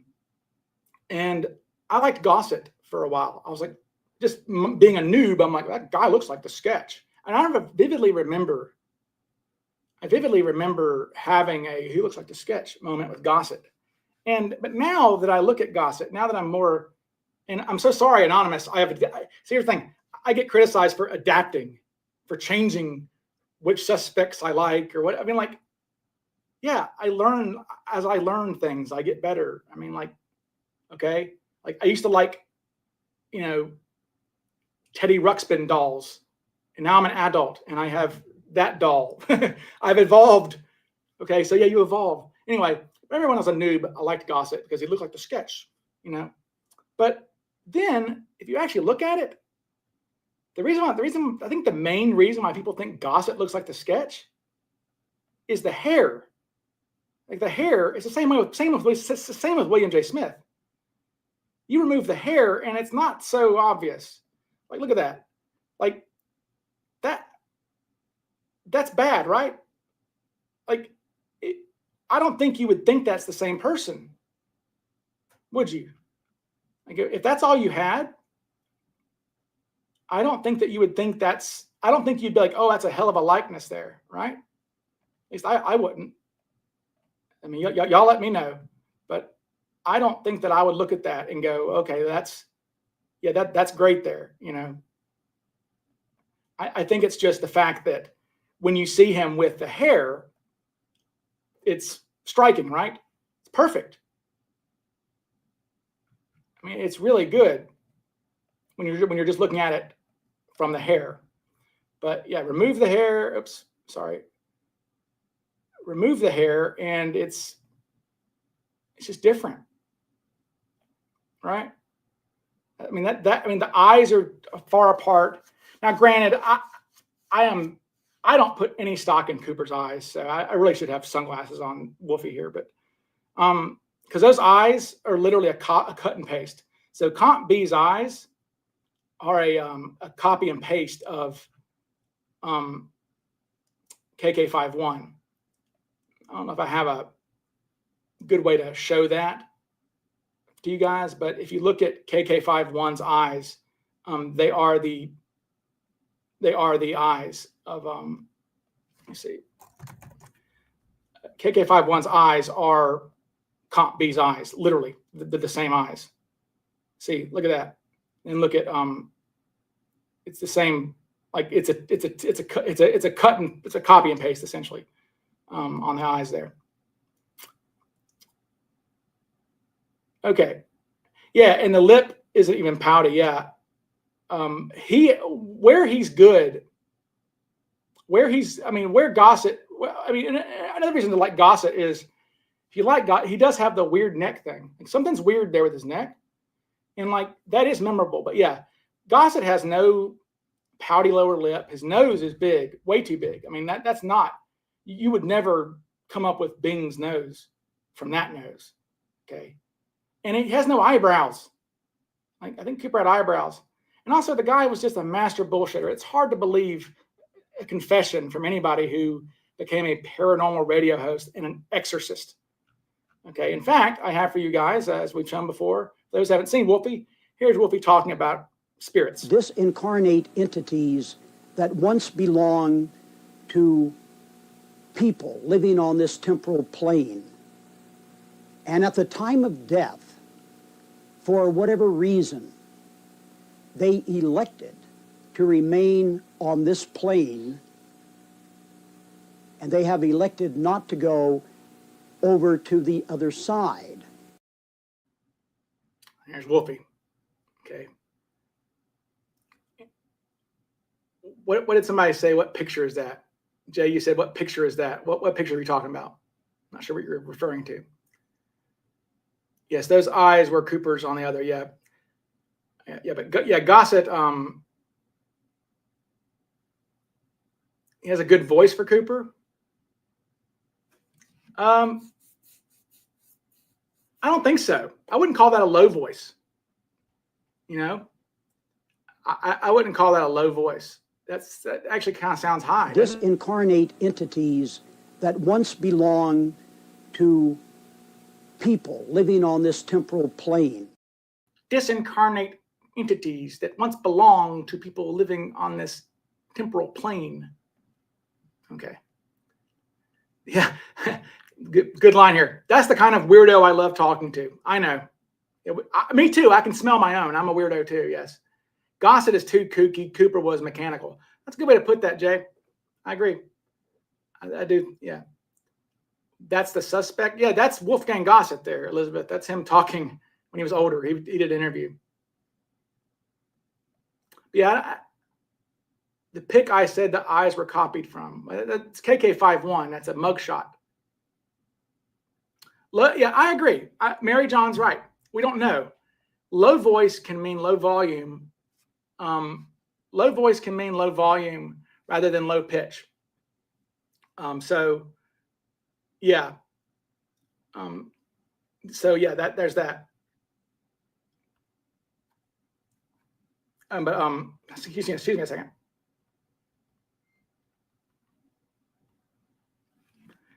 Anywho, but yeah, I don't know what that would mean. So yeah, I mean, I assume it means low because it was referring to, I feel like, because it was in reference to, like, I would say speak softly would be like, you would use that term. And also, I believe that speaking low is in Tina's like description of Cooper. So like, I don't think that like you would put that somebody was speaking softly when you're describing someone's accent, right? So I do think low means low in pitch. Does that make sense? Because I don't think that you would, why would it matter? Why would it be pertinent information giving a witness description? Why would it be, pertinent to mention that somebody was talking softly in a description? Anywho, okay. So yeah, lower volume. Low. I know. I guess you would say deep, though. That's the thing. It is kind of hard to say, isn't it? But I just don't think that you would describe. I don't think that would be pertinent to put that someone's voice was soft, low, soft, in the actual description of somebody, right? And that's in the description part of it, right? Okay. So now, and actually, Tina says that Cooper was whispering to her the whole time. So, or most of the time, I guess, that they were conversing. It was whispering. Okay, so yeah, Gossett. Like I said, I think Gossett is mainly just. I think people like his hair. Honestly, I think people just like the fact that his hairline looks similar, right? At least that's my 2 cents on him, at least. Okay. All right. What else do we have? Do I have?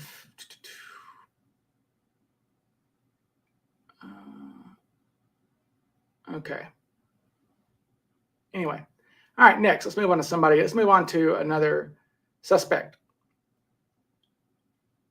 So somebody says, who is your number one suspect, Mr. Burns? I don't know. William J. Smith is the closest to the sketch. See, I don't think so. I don't think so, man. In fact, I think if we were to do that, I think if we were to take a picture, I think if we were to look at William J. Smith and compare him to Cooper, I'll probably get banned from the Reddit for saying this, right? I'm prepared to be banned by Anonymous for saying that William J. Smith doesn't look like the sketch, but I don't see a lot of it. I mean, it's there, but I'll show you guys what I mean by William J. Smith, all right? And why I don't particularly find him compelling due to his sketch likeness. I'm sure I'll be accused of lying, because I don't find him compelling because of the sketch. But I think it's another case of the hairline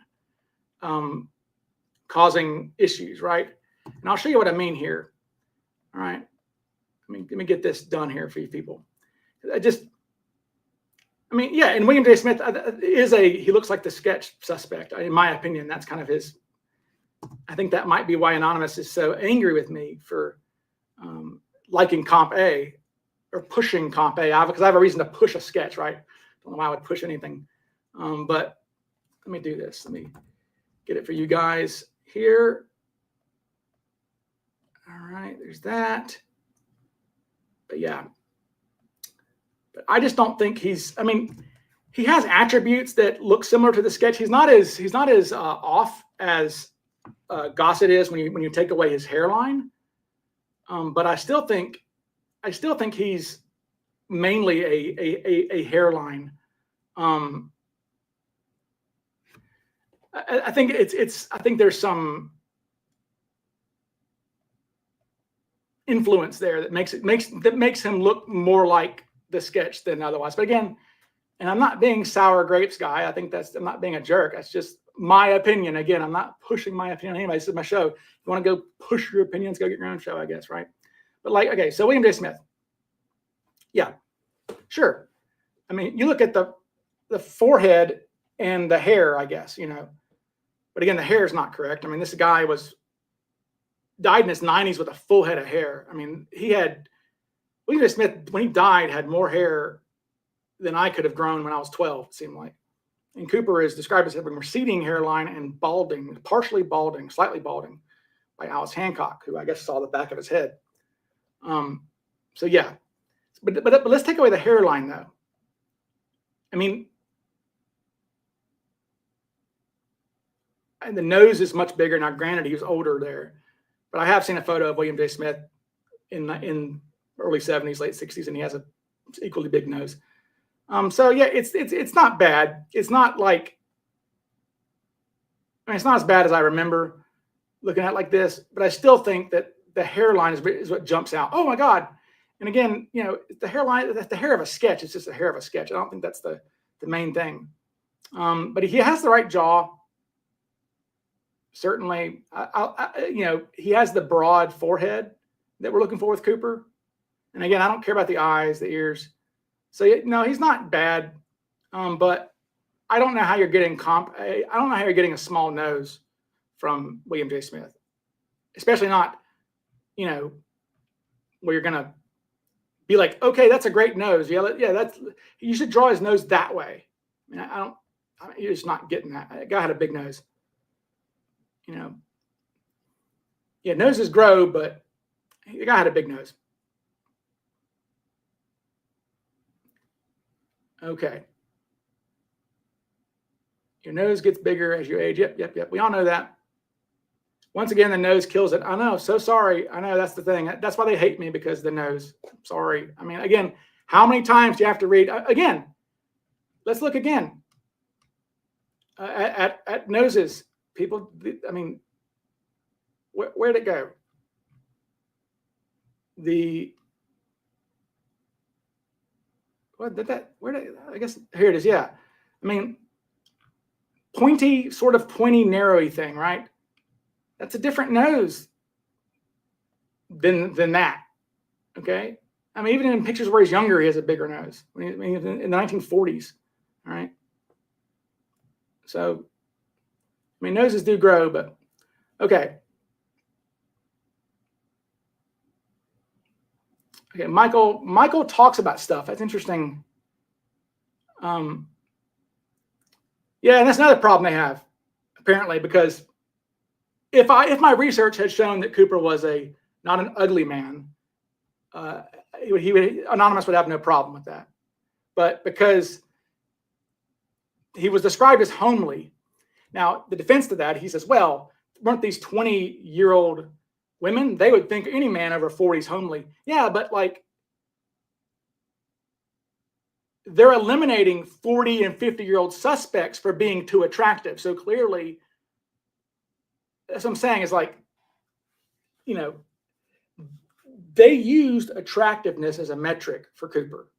Okay, so they did not think he was, in fact, a man. Spreckle is on record eliminating a suspect because he's too handsome. Okay, so even the men, you know, were getting in on the action. I just don't think Cooper, I mean, look at Donald Murphy. You know, Donald Murphy, who they liked as Cooper. You know, Donald Murphy, not an attractive individual, right?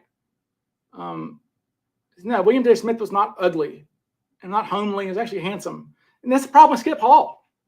Like, I think Skip Hall is not a ugly man. I mean, Skip Hall looks like he could be Clark Gable, you know? Now, granted, in his defense, I guess if you were going to defend him, you would say that in 71, he had pretty bad illness of hepatitis, and he was jaundiced and ill.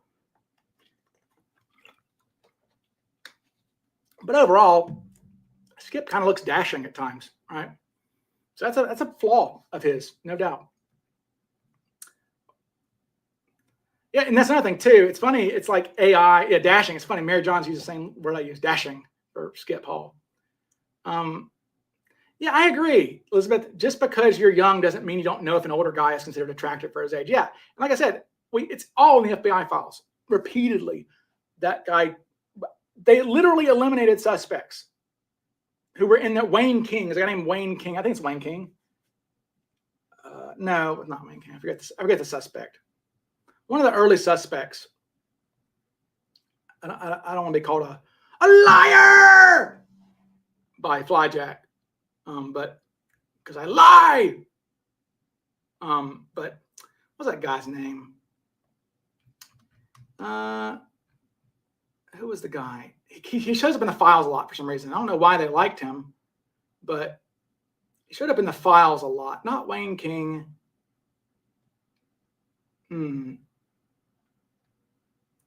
Anyway, it doesn't matter, but a guy that they said people were too attractive to be Cooper, like multiple times, like on multiple occasions. In fact, let's look at let's go back to Don Burnworth, talking about suspects. Okay. And I'm quite certain that actually it is the photograph. This is the photograph that they saw of Burnworth, because it's his arrest photo from that year, I guess. Let's look at Burnworth. So that we know that this is the photo they saw of him. I think, maybe I'm wrong. I could be talking out of my ass. I get him confused sometimes, so forgive me. I'm lying. Sorry, I just get things confused. But Burnworth, okay? They thought Burnworth was too handsome. Look at there. Cord Spreckle. Okay, what is it? Tina Mucklow. She advised that Burnworth is younger looking and is more handsome than the hijacker. Flo Schaffner. Burnworth, too young looking and too good looking. Okay. Clearly, looks were a metric that they used. Okay. Here we go again. The nose. Burnworth's jawline, cheeks, and nose bore some resemblance to the hijacker. Okay, nose. Look at that nose again, folks. Is that nose big? Is it flat? Is it Recca? Was that nose smash the frying pan? No, that is a pointy, narrow nose. Okay. So yet again, we have the pointy nose. Sorry, people. Okay. But yeah, they thought that guy was more attractive. Again, we have Tina and Flo, our two best witnesses, using attractiveness as a metric. So yes, Skip, Landy, it is a female perspective here. Yeah. Skip, Wolfie, among the nicest looking suspects.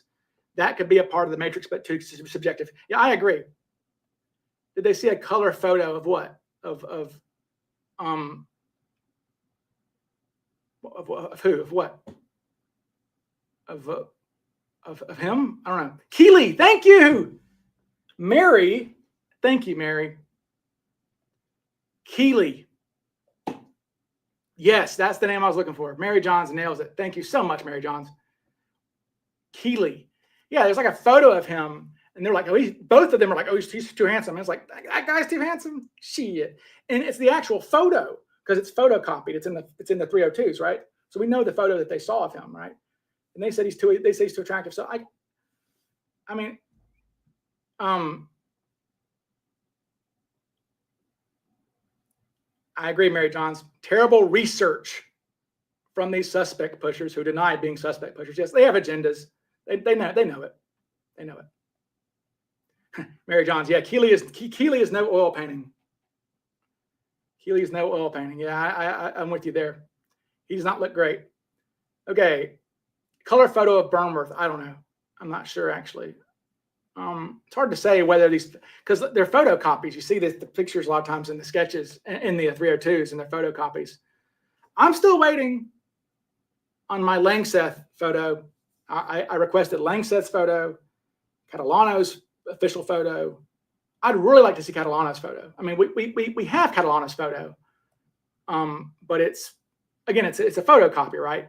I mean, it's a terrible, crummy little thing. So whenever I write to them, I'm like, hey, FBI, I want a really good, want a whatever photo of him, yeah. Okay, people are asking me questions.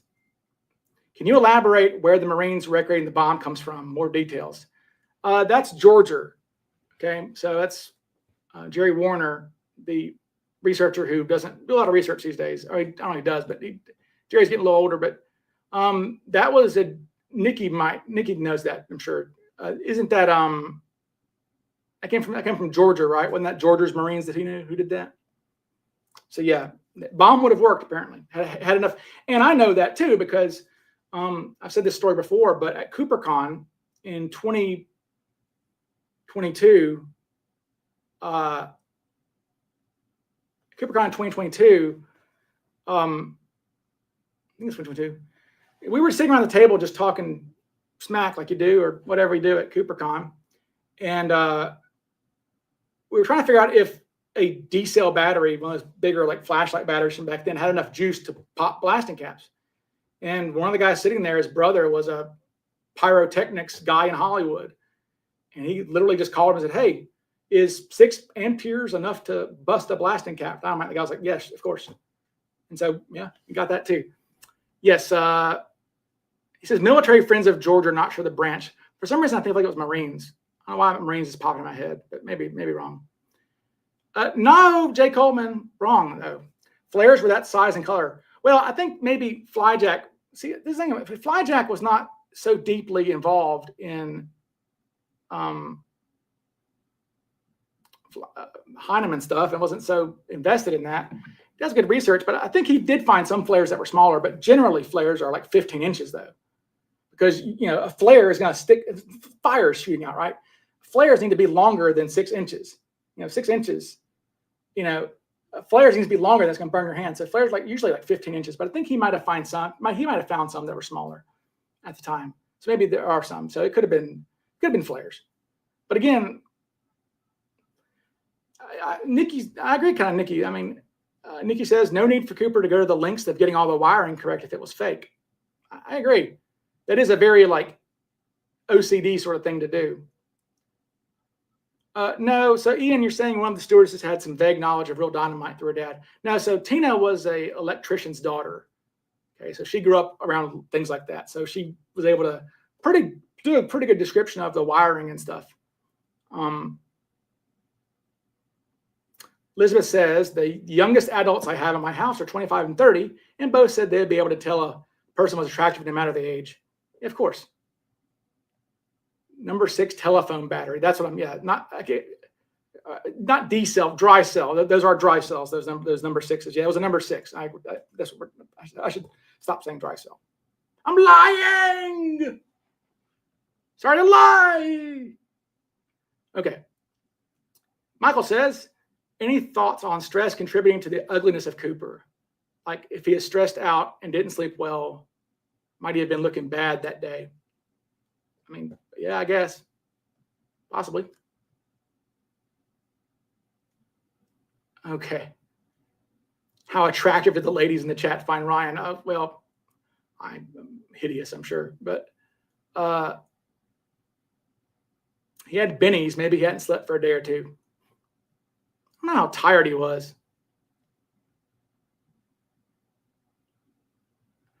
Honestly, Ryan, your accomplice video a couple months ago is one of the best pieces of evidence I've heard. Yeah.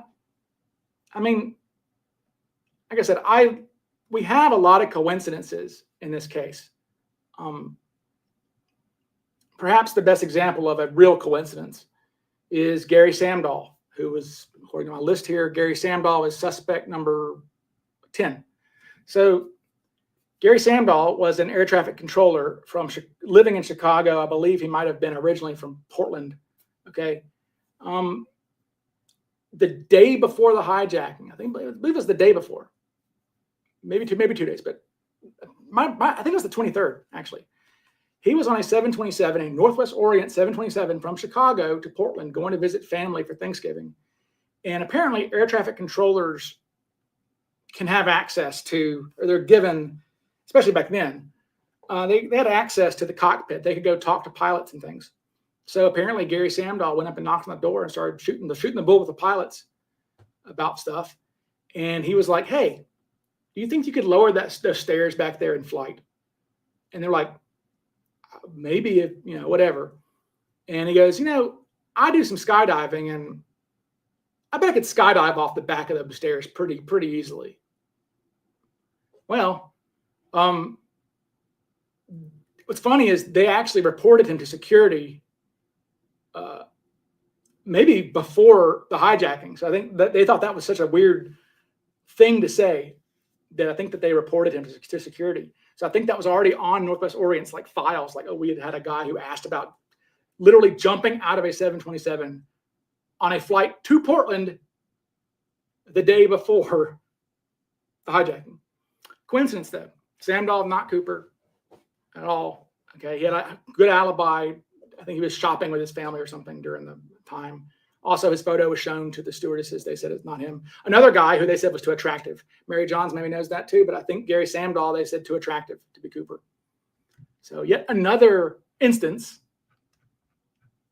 I mean, I don't know how many. I just wonder how many times you have to have evidence of something in the FBI files. Okay, there we go. Mary Johns. Yes, I guess Samdahl was considered too handsome and too young to be Cooper. Thank you, Mary. Could he have been an accomplice, though? No, I don't think so. But going back to what we're saying, yeah, Johnston, we like these. We like these, or the guy.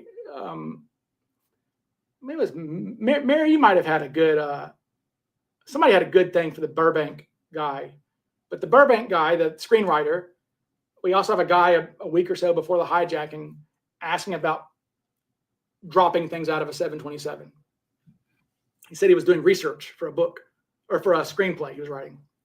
Okay. And the pilots thought that was weird and they turned it in. Okay. But they never found out who that guy was or anything like that. But that's a coincidence probably too. But to have a guy who was a recently released felon, to be in the drop zone at the, around that time, who had just moved there. Okay, it was 48. I mean, all the things with Johnston. If you haven't seen my video, go check out the video. Was Cooper's accomplice drunk? That's what I called it. Yes, it's funny, Mary. You are my memory man. You're my memory woman. Thank you. Yes, I need you. You're my ombudsman to keep me from being accused of lying. I fly, Jack. Yes, lying. World's biggest liar, Ryan Burns. Yes, I have to lie about DB Cooper because I have to lie to. You just have to lie to discredit Heinemann. Okay, not necessary. Okay.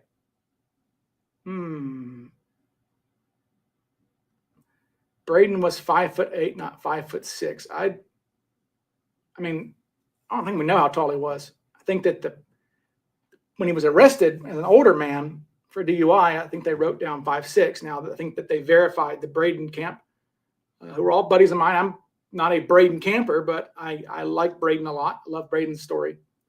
I think they did research and it came out that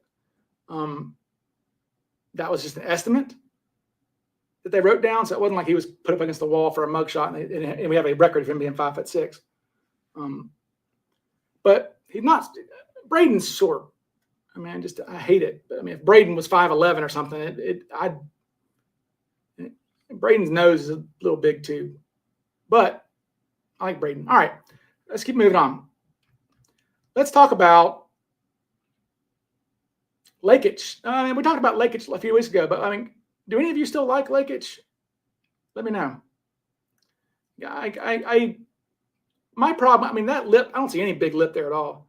He's swarthy though. Nose looks a little broad, but it's a small nose though. I would say he's kind of a button nose, I guess you'd call that. Okay, but Lakich again. Motive is a problem with him, right? I mean, Joe Lakich had lost his daughter.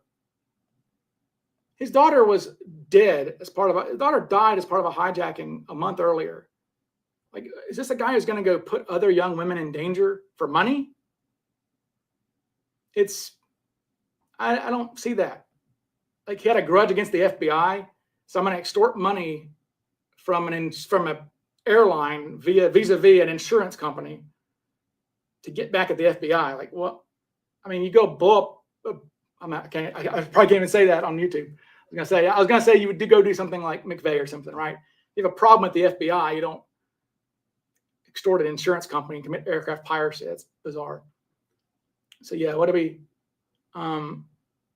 Oh, Mary Johns, Alchemy. I'll get to. You did give me a super. You give me another one. I missed that. Yeah, let me see. Sorry, Alchemy.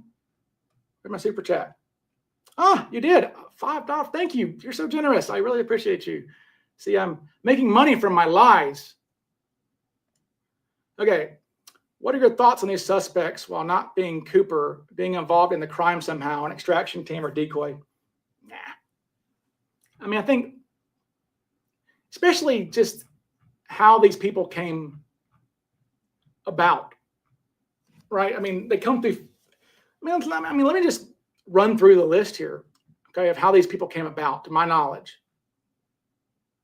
Hell, I'll just go. I need to get back to my little matrix, but have them all listed there. So, to my knowledge, okay, Braden came about because he's Ted Braden. I mean, he makes sense, right? Okay, so Braden makes sense. So people, I mean, the special forces thought he was, and according to somebody, he was investigated by the FBI for being DB Cooper back then. So, I mean, Braden was probably turned in because he makes sense. I mean, he's a perfect suspect, right? Kenny Christensen, his brother saw a documentary about DB Cooper and wanted to make his dead brother, Kenny, into Cooper, and tried to contact Nora Ephron to sell the story, and she wanted nothing to do with it. He contacts the FBI, they blow him off. Okay, so Kenny is brought about by his family. Okay, so there's nothing tying him to being an accomplice or anything like that. Kofelt. Now, I mean, Kofelt is the kind of loser who would have been an accomplice. I'll say that. So now, and Kofelt became, but Kofelt, though, takes to how these guys became suspects. Kofelt confessed to being Cooper, okay? LD Cooper came about through a family member, Marla. Okay. Now, LD, we'll get into a minute later on, but LD is possibly, I mean, LD is the kind of loser who would have been an accomplice extraction kind of guy. I mean, I think it's more likely he was I think it's more likely LD Cooper was DB Cooper than an accomplice or anything like that. Barb Dayton confession. That guy was, I can't talk about that guy. Gossett was a confession.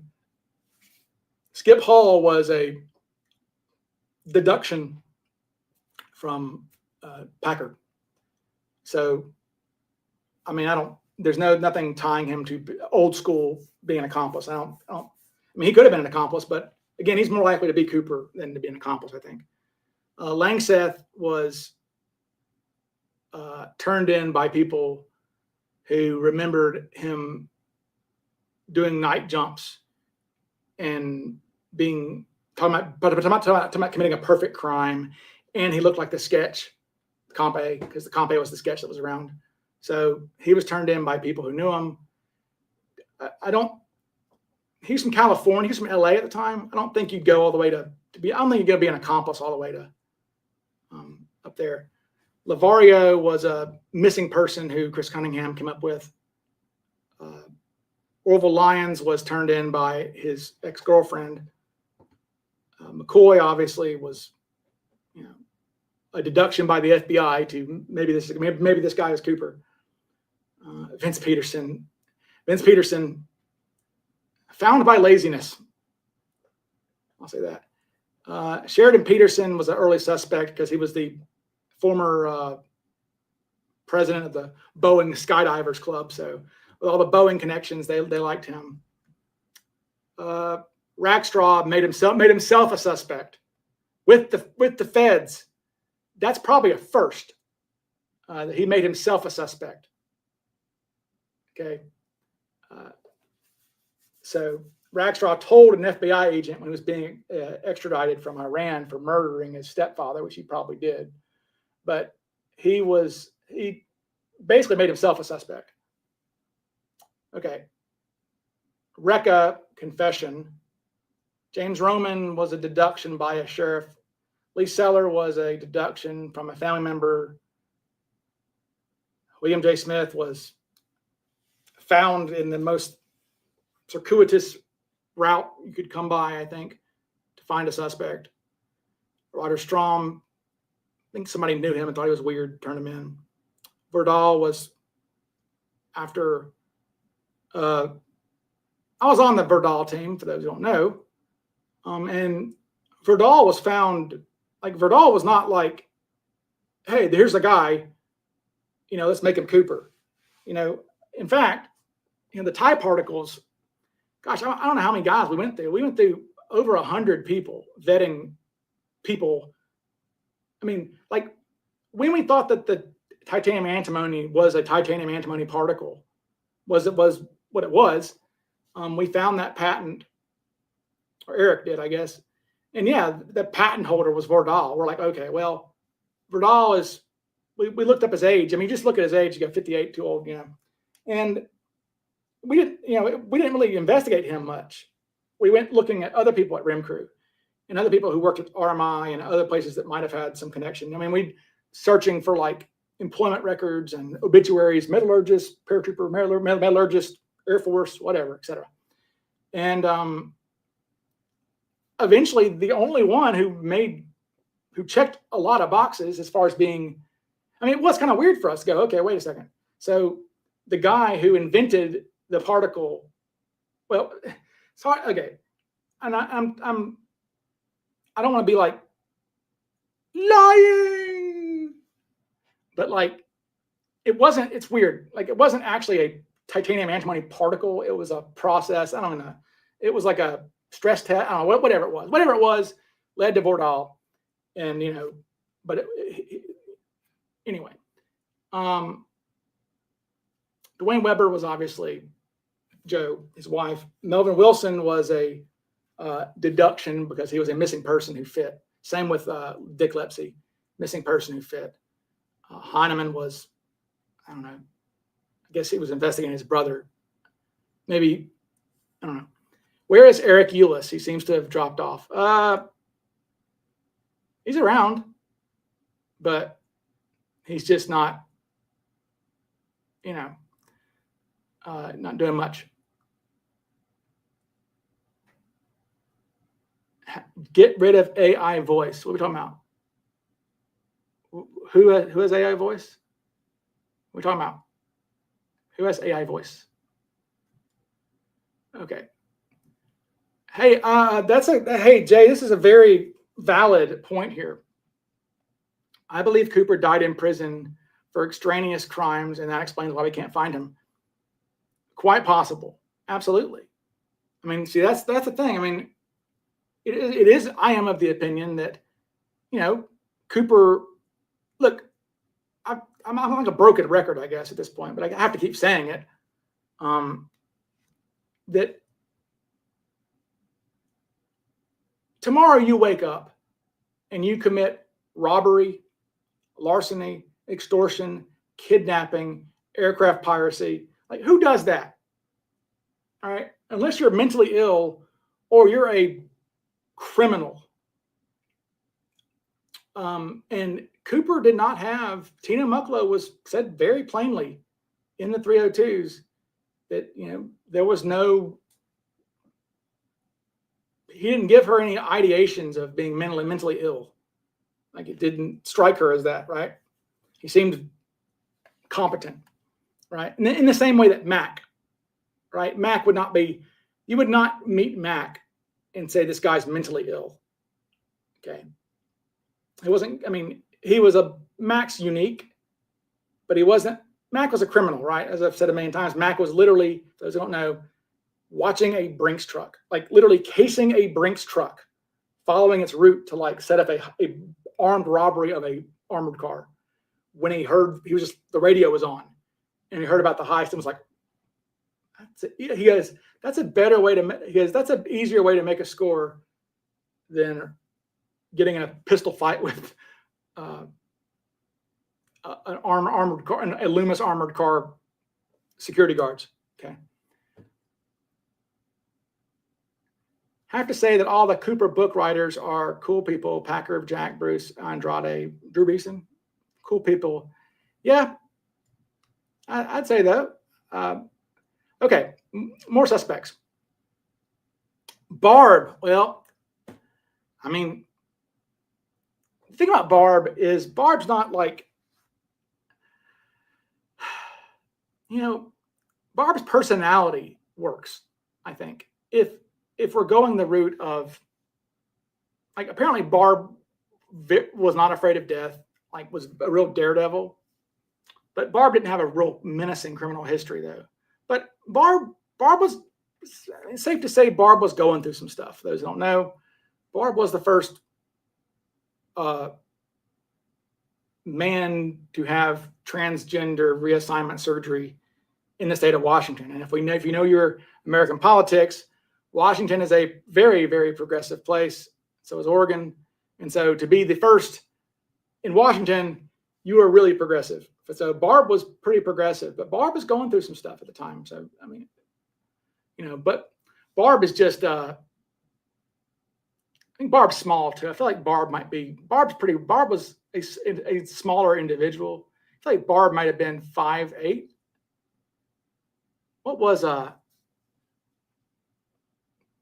Barb's height? I can find that out actually. Barb, let's see. I can just do a little fold 3 thing here. Do it in real time. Okay. Barb was from, oh no, where was Barb from? Was Barb from California? Actually, originally, wasn't Bobby? Oh, great.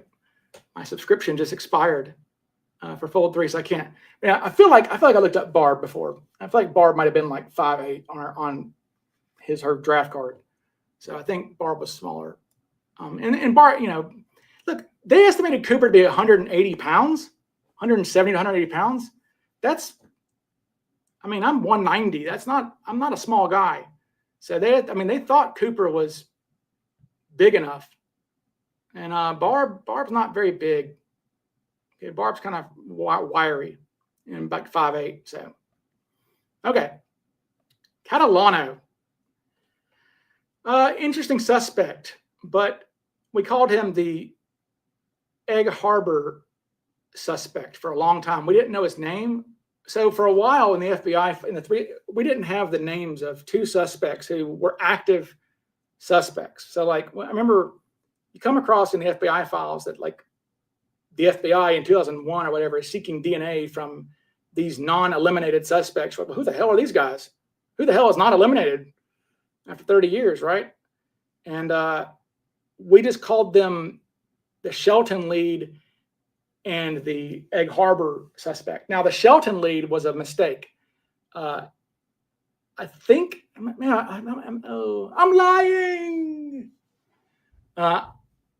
Maybe I'm wrong. No, I think Shelton's right. He did live in Shelton. So yeah, Shelton lead and Egg Harbor lead. Then we learned that it was Jason Langseth and Catalano. Catalano's famous in my world because this guy was turned in by his own airline. He was an active employee for, I'm lying. Was it TWA, right? Yeah. Langseth was I'm sorry, Catalano was a purser, a male stewardess for TWA. And the FBI, when the Cooper hijacking happened, they sent memos out to all of the I had a soundboard. I'm lying. I did. By the way, I did add a soundboard clip. I'm adding soundboards for everybody. I added this one recently, so I can use this whenever it comes up. Ralph. Whenever Hemi comes up. Ralph. There we go. I'm gonna get some more soundboards. Yeah, I do need a I'm lying soundboard by Flyjack. Put a Canadian accent on it. He's lying about things. I'm lying about Heinemann. I'm lying about. What are you lying about? What is Ryan lying about right now? I don't know if you say about, Flyjack. I'm just messing with you. I don't think that the other Vancouver, and I know, I don't think that I think that Tessa, I'm trying to remember, I don't think Tessa says a boot. Maybe that's a Ontario thing. But anyway, Catalano. So they sent out Nikki says they don't say a boot in BC. I didn't think so. So anyway, they sent out a flyer saying, hey, if any of you have, we think that he might have been an insider. Cooper may have been an airline insider. If you have any employees that you fired recently or active employees who are just problems, and you think they could be Cooper, let us know. And TWA turned in their own guy. Yes, Nikki says, Ryan, you're lying. Yes, so TWA turned in Catalano, who was an Italian from, I think it was from New York City.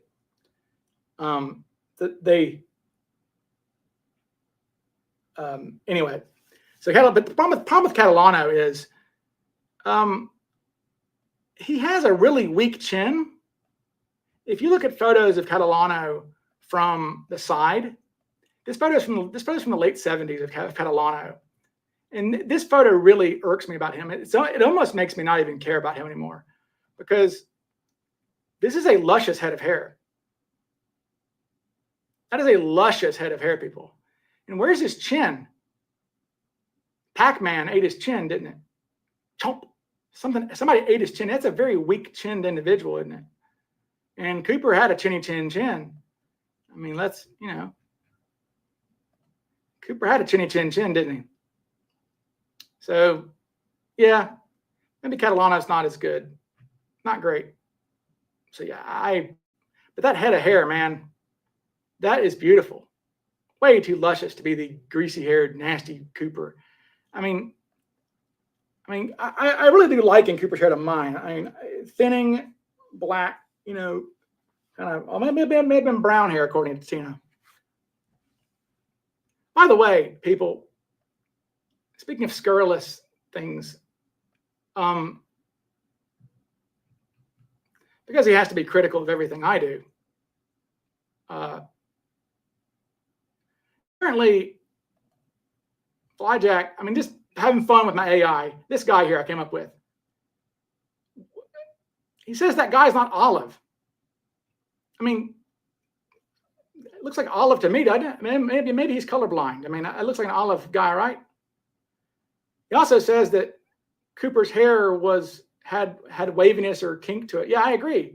I mean, that's why his hair looks like that. I'm trying to split the baby between the sketches like that. I mean, there is wave and kink in that hair, is there not? Flyjack? And is that not Olive complexion? Maybe I'm wrong. But I mean, again, I was being cheated. Like, man, like I said, I think I like Flyjack. That's why I talk about him so much. I think we'd be friends. But like, I did have to tease Flyjack because he was criticizing that. And I said, well, maybe I was messing with him because he was attacking that little AI thing, which is for fun. I mean, I'm not saying that that's what Cooper looked like. I'm just saying that's what, when I plug features that I think Cooper looks like, or in my opinion, according to the eyewitnesses, that's what it spits out. Where'd it go here? I had to tease him though. I like teasing the guy. Like I said, I'd probably be buddies with him if I could. But I said, maybe this is more your speed. So maybe that's more your speed. Is that what you like better? I mean, if I put that sketch, if I put that out there, I mean, would you be critical of it if you go, oh my God? Yeah. Anyway, Olive, yes, not really wavy hair. Not that it could be argued over an AI image. Yeah, I know, it's stupid. Drew Daniel in the chat, catching strays from Anonymous recently for being a Vordal pusher, apparently. You're a Vordal pusher, according to Anonymous. Drew. You are a Vordal grifter in chief, apparently. I've never even heard you stump for a Vordal, but okay. I mean, All right. More yellow than olive. I know that stupid AI doesn't do right. I know. The stupid AI has trouble. Nikki says, welcome to the Vordal team, Drew. I know. It's like catching strays.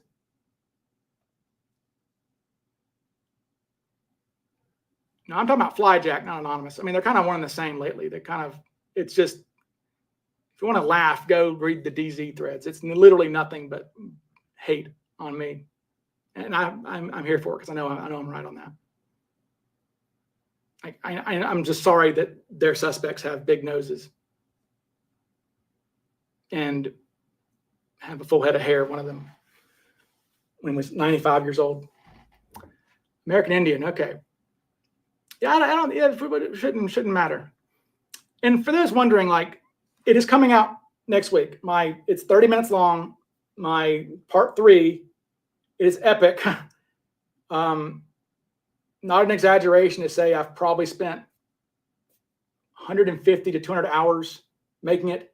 If you bastards out there don't give it a like, I swear to God, because it is good. But on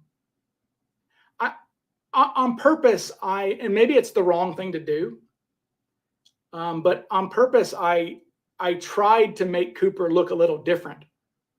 Not crazy different, but he's not consistent like my characters, Tina and Radicek and them. I tried to make Cooper a little different throughout the documentary I just made, because, like I said, we don't know what Cooper looked like, and I just like it's kind of cheeky a little bit to have him look a little slightly different, a little bit. Jay Coleman says, you read the 302 so I can drink beer, Ryan. Thank you. Drew says, I think the only time I've been asked about him on Darren's podcast, I think if anything, I explain negatives about the connection. I really don't care. I know. Yeah, you're a Vidal guy, apparently. We're all pushing. I just want, okay, let's have a sidebar on this just for a second, people. Like, I think a problem with some people is that they view this case as a competition. They view it as who's going to win. Like, so there's a winner and a loser and my suspect and things like this. And I think one of the problems with Anonymous, and like I said, I used to have a good relationship with the guy, and I say things that are against his suspect, so now I'm a piece of shit. So, okay. But in fact, I don't say things against the suspect. I just say things that vis-a-vis hurt his suspect, I guess. Anyway, but for him, he got into Cooper, and then 2 weeks later, he found William J. Smith, and he's never deviated. And that was in 2018 or 2019. So, 6-7 years. He's been, this is a guy who was never a smart guy, but this is a guy who he had never been in the Cooper vortex in a nonpartisan fashion. Okay. For 2 weeks, I guess. So I think that when you view things through that lens of suspect, that's all you think about is the suspect stuff. Especially if you're out in the open with a suspect, as he is, then I think you view everything is viewed with an agenda. And I'm accused of having an agenda. Like, I literally don't know what agenda I would have. Like, why would I care? Seriously, if all of the indications, if I kept repeatedly coming across indications that said that Cooper's nose looked like it had been smashed with a frying pan, vis-a-vis Walter Recca's Shrek nose, okay? If that was repeatedly in the FBI files, if I kept coming across that, why would I care? I'd be telling all of you, hey, let's look at if instead of this, if instead of this, we had 4 guys who the witnesses pointed out who had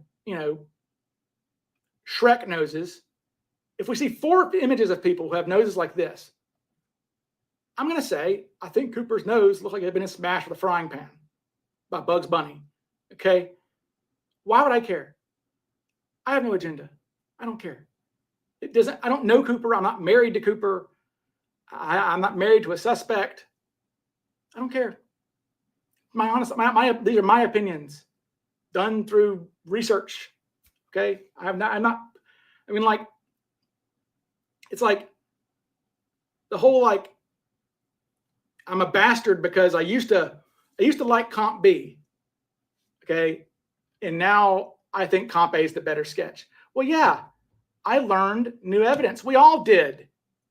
Okay, we were all making the same mistake that the FBI made. We thought Flo, sure, Flyjack saying, bullshit, I knew all along. But no. We all thought that Flo Schaffner, because of what we saw in the 302s for a while, we thought that Flo Schaffner was talking about Comp B when she said, hates the sketch. Okay? But then I'm looking at the dates, though. I start looking at the dates on these 302s, because 302s, I should probably, let me try and pull that up.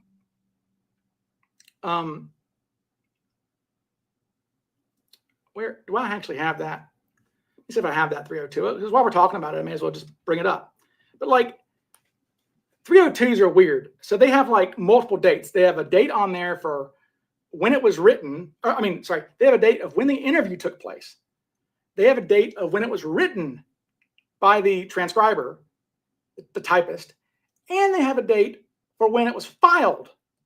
Okay, so these things have multiple dates on them. Let me see if here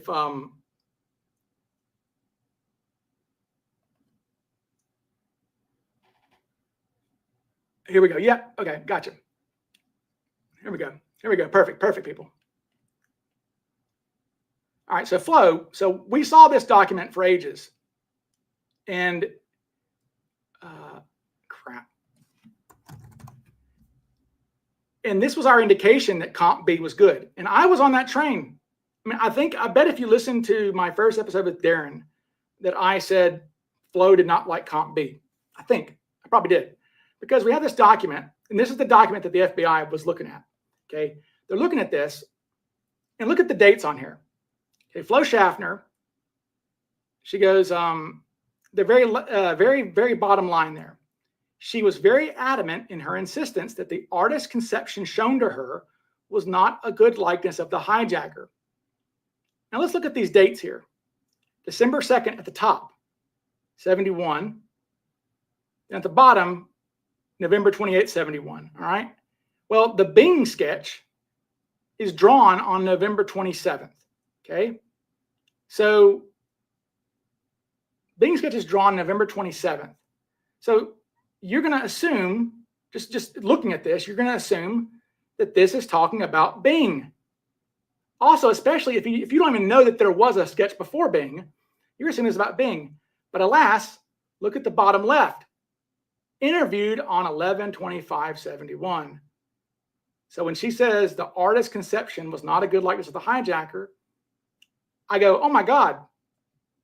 She's talking about Comp. She's talking about the initial sketch.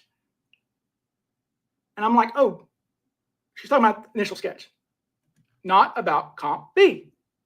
So my understanding, and everybody else's, was that Flo did not like, Bing, right? We thought Flo didn't like that Comp A. But now it's called learning, finding evidence, and adapting. And it's a crime to Anonymous, apparently. But I go, oh shit, she actually wasn't bitching about Bing. She's bitching about that Rico Suave looking dude in the top left, Cliff Robertson or whoever that's supposed to be. Okay. That's who she's bitching about. She says that is not a good likeness of the hijacker. Okay. That's what she's talking about. Okay. So yeah, I adapted and said, oh, I think that, then we find out as the 302s come out, because they come out, We get learned new evidence. We see Flo saying about Bing, likes drawing very much, would classify as good. So like, and Tina says almost 100% like him. So we have Tina saying almost 100% like him, Flo saying like sketch very much, okay? And Alice says cannot add anything to it to make it better. So our three best witnesses, 3 days after the hijacking, are saying that this guy 100% like him, likes drawing very much, and cannot add anything to make him better. Okay. I am now of the opinion that this is the best sketch. Crucify me. Okay. How is this sketch not? I mean, if they agreed that this sketch is great 2 days after the hijacking, then they say this sketch is great in January of 73. 14 months later, what's more likely to be accurate? If they like this one, if they said this is great, and they also said this is great, these are two different people, right? So my brain, I mean, I'm sorry that I don't have a suspect that looks like this guy, okay? But like my brain says, well, if they all like this, and they all like this, and this one's from 3 days after the hijacking, this is from 14 months after the hijacking, well, then I guess this one's probably more likely to be accurate. Sorry. But yeah, I know, it obviously means I'm a liar. Stupid.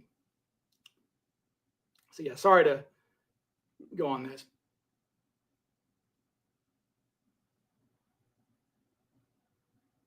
Yeah, I mean, well, I mean, Drew's saying most likely he looked primarily like Comp A and had KK51's lip. They just saw the lip of KK51 and said this picture looks like him. It is strange because I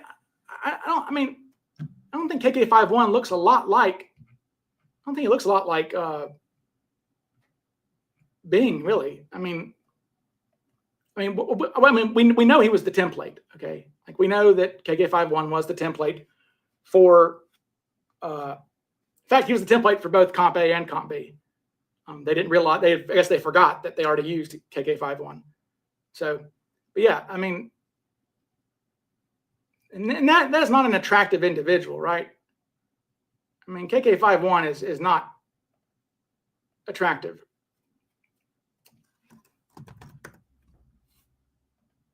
I mean, this individual is not very attractive. So something about that image there struck Flo. It might have been the lip. Yeah, that's a good point, Drew. It might have been the lip that she just was like, oh.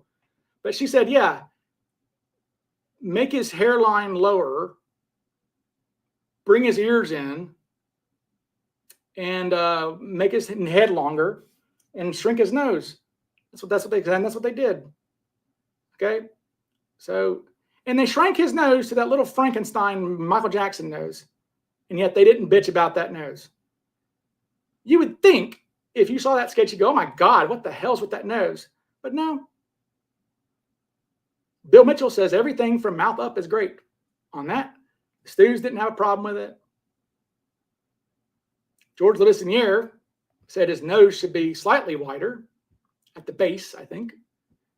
I think Gregory mentioned his nostrils should come out a little bit more, but didn't say his bridge should be wider or bulbous or anything like that. So, I mean, I'm sorry that Comp A doesn't look like your suspects, guys, but I mean, sorry. I'm not doing it on purpose. No, but no, he is. Yeah, I mean, Comp B is a copy and paste. That's what's funny about it is that when they were messed up about the sketches, it is the most. I'll have to make a video about it. It is the most convoluted thing you'll ever see.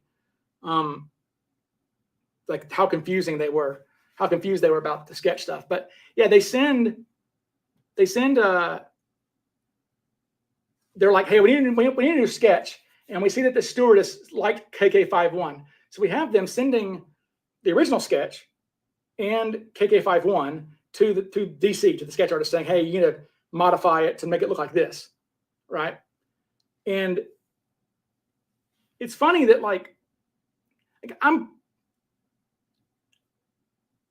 I think, here's the thing, I have no evidence that Roy Rose drew Comp B.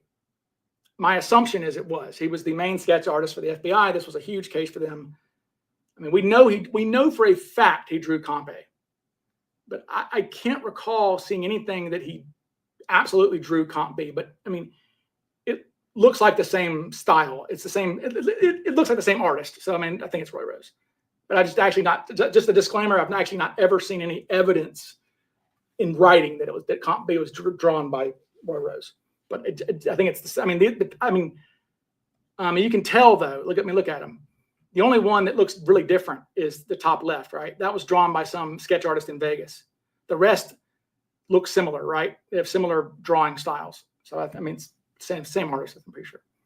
But yeah, I guess Roy Rose forgot that he already did this with KK51. Maybe, I don't know, because maybe it was 9 months later, 10 months later, maybe just, I don't know. But police sketches don't crack many cases. Yeah, I wouldn't think so. Dan Grider just called. He wants his parachute back. I know. I'm supposed to talk about suspects, not about stupid shit like this. All right, let's keep going. Kenny. Bald and small Kenny Christensen. A lot of us liked Kenny Christensen. See, like, it's interesting. One thing about being being a Cooperite is we are very much aware, especially if you know things about especially if you know the case. But we all started somewhere, right? That's why I'm not mean to people who are like, "Oh, it's McCoy." I mean, like, I thought it was Gossett for a while. You know, forgive me. You know, like, we all start out somewhere, and Gossett's not like the worst suspect ever, anyway. But we all start out somewhere, and you don't know what you don't know. You know, and you know, we learn the power of persuasive documentaries. Okay, and when you watch the documentaries on Kenny Christensen, and you believe what they're saying in the documentary as fact, which it's not. Kenny did not buy his house with cash. Okay, you watch the skyjacker that got away. They have Kenny buying his house with cash. Didn't happen. He had a mortgage. Okay, things like that. So you really learn the powers of persuasive documentaries. That's why people believe McCoy. They watch Grider's thing. They watch one documentary. It's like Darren always says, you watch one documentary, you believe it's this guy. People who watch Dan Grider's thing, it's McCoy. You watch Ragstraw had a thing after people watched that. Although not as much as anything else, because remember Ragstraw, they at the end of it, of course, we have Tina saying, not him. So Ragstraw, maybe not, but persuasive, right? Kenny was very persuasive. Those are very persuasive documentaries. Into the Blast is a very persuasive book. But the problem with suspect books is they leave out things that exclude their suspects. Like, I don't know, being bald and Cooper not wearing a toupee. Again, people show me a toupee that has that is slightly balding. And show me a toupee that has a receding hairline. Like, it's kind of defeats the purpose, right? It's like having shoe lifts that make you shorter. I've never heard of that. So Kenny's too small, too bald.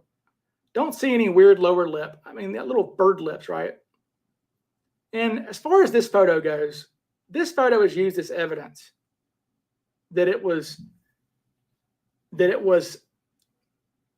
was trying to be Cooper or whatever, or he was showing, I'm carrying a bag and a briefcase, and here's my ticket in my pocket or whatever. What's funny is, like, he took this himself. Okay, it looks like, I mean, back then, I mean, it was an ordeal. You had to set up a timer on your little camera back then. So their claim is this is in December of 71, and maybe it is. because you see a Christmas wreath on the thing, right? And maybe this is, I speculate, that we know because, and Blevins gets all my ass about this. Yes, Kenny was a work joke. Blevins doesn't believe me, but like multiple people were there. Okay, I forget her name. I should have her on. I had to get with her and have her on the show. That's what I need to do. Good idea. I need to have her. She was a Northwest stewardess who knew Flo, Alice, Tina, Radchek, Scott, Andy. She knew Kenny Christensen. She's still alive and she's around, and she worked at the Museum of Flight. We just ran into her, and she was very helpful. And she said Kenny Christensen was the inside joke within Northwest Airlines, that he was Cooper. It was a joke. It was their like, ha ha ha.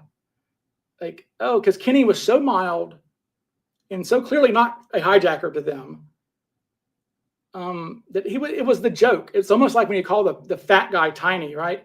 Like making Kenny Cooper was a joke to them. So this woman was like, yeah, when she's like, I couldn't believe it. When I saw a documentary 40 years later, it was like Kenny Christensen. She was like, what? That was our joke. So I feel like that maybe this, because it is very specific, right? He has a briefcase. He has a paper bag, which was in the newspapers. I mean, mystery bag was not a mystery if you read the newspapers. It was part of his description, even. The black long coat, I think this might be a gag photo, perhaps. Although, I think it was Jamie Beats who pointed out, Jamie Beats, Blevins' nemesis. I think it was Jamie Beats who pointed out that Jamie Beats, the only Cooperite who's actually been in this office, by the way, and he held my Cooper doll. Jamie Beats has been here when he's passing through. If you're ever passing through Jackson, people, hit me up. I will go to dinner. Seriously. Holler at me if you're ever passing through Jackson. God forbid. Run. But if you're ever passing through, there's a reason a criminal defense attorney has a lucrative business in Jackson, Mississippi. There's reasons for that. High crime. But anyway, you can have dinner with me and then get the hell out of town. Save yourself. Anyway, Beats said that this photo, if it was a gag photo for Cooper, he should be wearing sunglasses, though, right? Unless he thought he looked like the Bing sketch without his sunglasses. Maybe that's. I guess that might be it too. Because I mean, he does. I can see why Kenny has some relation to the Bing sketch. There's Pants Russet. Were they? Are they russet? No. Oh, maybe. I don't know. Well, no. I think that if Cooper was wearing a suit that color, they would say he was not wearing a black suit. All right. Lehman says everyone 6'5", 9" and shorter are easily eliminated. No one is mistaking those guys for 6 feet tall. It's hard. I mean, it really is hard to imagine somebody being 5'8" or whatever, and people thinking, and multiple people, not just 1, 2, 3, like 4 people thinking they're over 6 feet tall, or 6 feet, at least 6 feet tall. I think Tina was 5'10" to 6 feet tall. So, and we've got Flo. There's an instance where Flo is going through is shown. I guess what they would do sometimes if they couldn't, it's interesting. The FBI, if they couldn't find a photo of a guy, I guess they would contact the DMV of that state, and they would get a copy of their driver's license. And they would show the photos to the steward. They would show the license to the stewardesses, I guess, or a copy of it. And we have an instance where Flo says that guy's not the hijacker. I think she may even say his nose is too big. Go figure. Maybe I'm wrong. I'm a liar. I think she has some other. One of the things I always hit on: attractiveness, nose, head shape. One of those things, Flo says, whatever.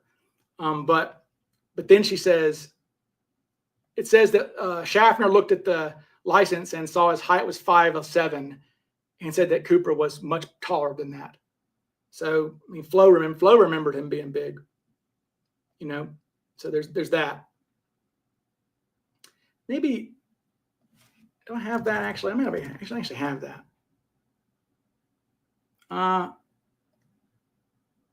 No, I don't. Okay. I thought I had flow time like that. Anyway. Okay. So Kenny Christensen, though, again, the problem with Kenny, the man worked at the airline for 20 more years.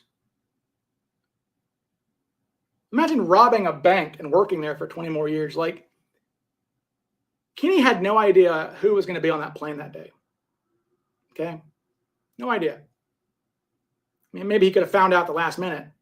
Maybe what he could have, I don't know how he could have called corporate in Minneapolis. Who's on flight 305? I don't know. But the fact is, he stayed working there. It's one thing to, like, maybe you could rob your airline and then leave, never work there again. But he kept working there for 20 years. In fact, he worked the same route that Tina Mucklow worked, the Far East route, which wasn't, I mean, how many flights are going to, like, Thailand or wherever, right? Not many. So Tina worked that route with Kenny. And I bet Tina knew Ken Kirstensen. Like, I bet she did. Okay. So no, Kenny's a really bad suspect, actually, in my opinion. Okay.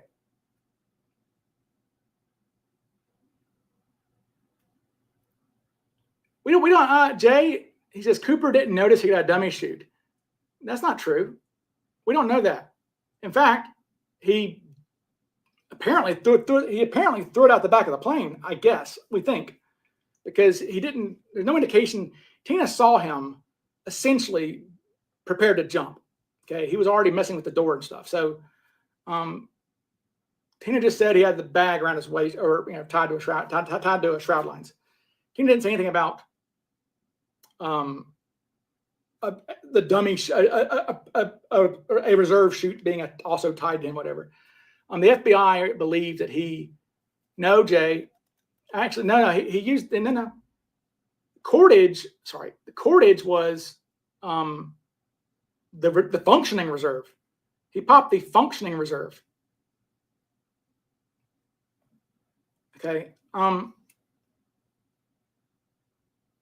boy. Yes, we can agree that Kenny is a bad suspect. I think so. Now that I'm deeper in the vortex. I mean, early on when you're 2008 or whatever, like, again, documentaries are convincing. But no, yeah, Jay, no, he used the, in fact, okay, so, gosh, I need to open up a new thing of water, I guess, if I have to talk about the daggum parachutes.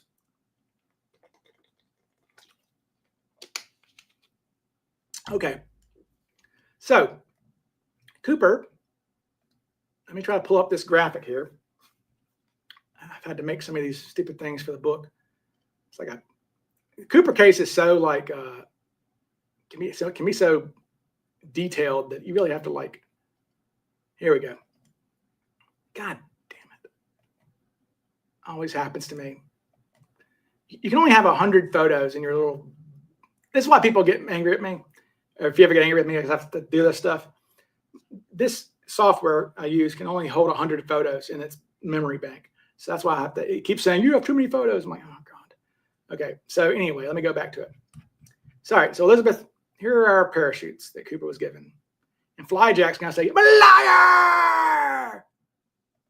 Okay. Flyjack has his own theories on this parachute, which is wrong. He's having to invent things to be right. This man cannot be wrong about anything, but whatever. Okay. So, these are the parachutes he's given, essentially. He's given this old World War II parachute, and he's given, which is 1957. He's given an MB6. That's right, an NB6. Okay. See, that parachute back there, right there, that was packed by Earl Cossey, for those who don't know, by the actual guy who packed Cooper's parachute, packed that one right there as a replica. He was commissioned by a former FBI agent, Tusaw, to make a replica. That's the one he made by Earl Cossey. Okay. Of course, Flyjack says that no, Earl's covering his ass for some reason 10 years later by making this. It's just absurd. Anyway, That's an MB6. All the FBI files say MB6, MB6, MB6, MB6, MB6. But Flyjack's convinced it's not. So what he said, damn what the files say. Okay. Anyway, these are the parachutes he's given. Okay. He takes obviously the green one, jumps with the green one. The dummy reserve is not found on the plane. It is tossed and apparently never seen again. And the T-7 reserve was opened up by Cooper. And he, first what Cooper did is Cooper opened the, so let me find that.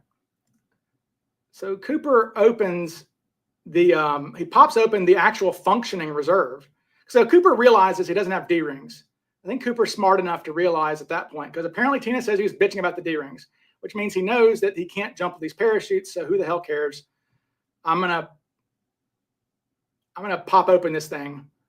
And he first, apparently he tries to stuff, Tina says he tries to stuff the entire money bag in there like that. Okay, so Tina says he tries to stuff the money bag in there, and that doesn't even come close to fitting. All right. So then he cuts the shroud lines from it. Okay. Cuts the shroud lines away from it, and then begins to wrap it around a bunch of times with the shroud lines, the bag, like that. All right. So anyway, oh God, here we go. Okay. One is a 24-foot. No, yes, Drew. So yeah, well, we think, I mean, God, I don't know. That's so God, it's so complicated, so crazy. Okay. So inside, I'm just gonna call it the tan pack. Inside that tan pack,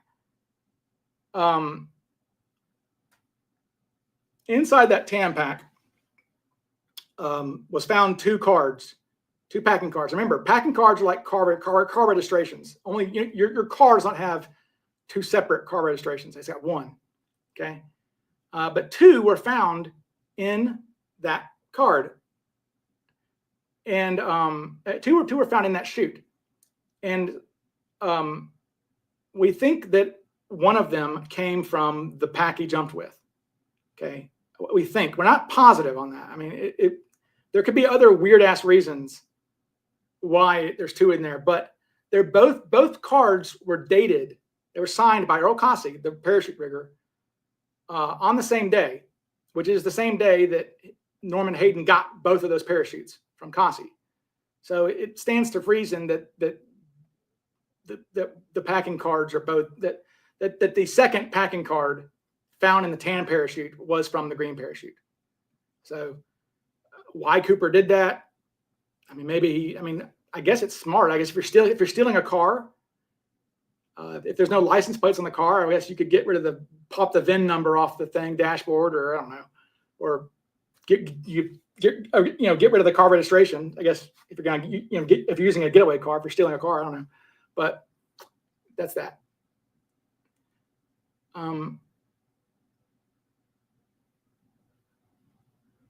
You're assuming, Ryan, we don't know what he used. What do you mean we don't know what he used?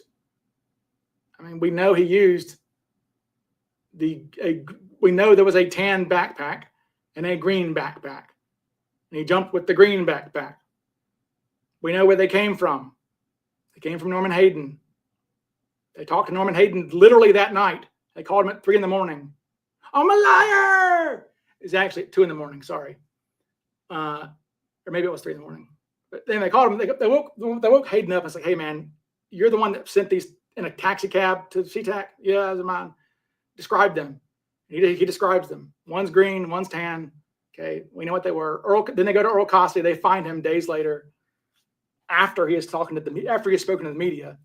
We have this great bitch fest where the FBI are bitching at their agents, saying, "How is it that the media talked to this guy before you found him?" Oh, sorry, but Earl Cossey, the guy who packed them, says if one's green, one's tan. Anyway, the dummy chute's fascinating. If Cooper just threw it out, could it still be out there somewhere? Of what? I mean, it is still out there somewhere. I mean, oh wait, sorry, but didn't mean to click on that. Yeah, that's it. That's it. Thank you, Drew. That's it. That is why Flyjack is like, I'm like, dude, it's not that big a deal. Like the only, well, actually, Kasi said it was 28 foot. So only confusion comes from Kasi saying 26 and the packing card likely. Thank you, Drew. Thank you, Drew. Likely packing. I agree. Likely packing card says 26. It says 24. Kasi says it was an MB6 with a 28-foot canopy. Hayden says the same thing, which is interesting. So they're both saying 28-foot canopy in the green pack, but the packing card says 24-foot. So don't know why. I mean, there's aside, I mean, Flyjack goes in this insanely convoluted scenario of how Kasi messed up or something. I don't know. But like, it's also possible that, I mean, there's lots of reasons why 5 months later, Kasi thinks it's a 28-foot and not a 24. And I mean, who knows? There's plenty of scenarios to come up with. We just don't know. But for whatever reason, Kasi and Hayden thought it was a 28-foot canopy in there. And it seems like it's maybe a 24-foot. Don't know why. Or it could be that there were always two cards in there, and maybe they got stuck together. Maybe Kasi was packing another canopy. I mean, because you're packing canopies. There's cards everywhere. You know, maybe something. Maybe two cards got stuck together. He was packing a reserve chute that same day or something. I don't know. And they went into the pack. I don't know. You still don't know. So maybe it was 28-foot. But okay, so yeah, Mary, you can't. It's hard to. It's impossible to follow. It is a mess. It is a complete, total mess. And like, those guys didn't have time or care enough, the FBI agents, about what the canopy was really.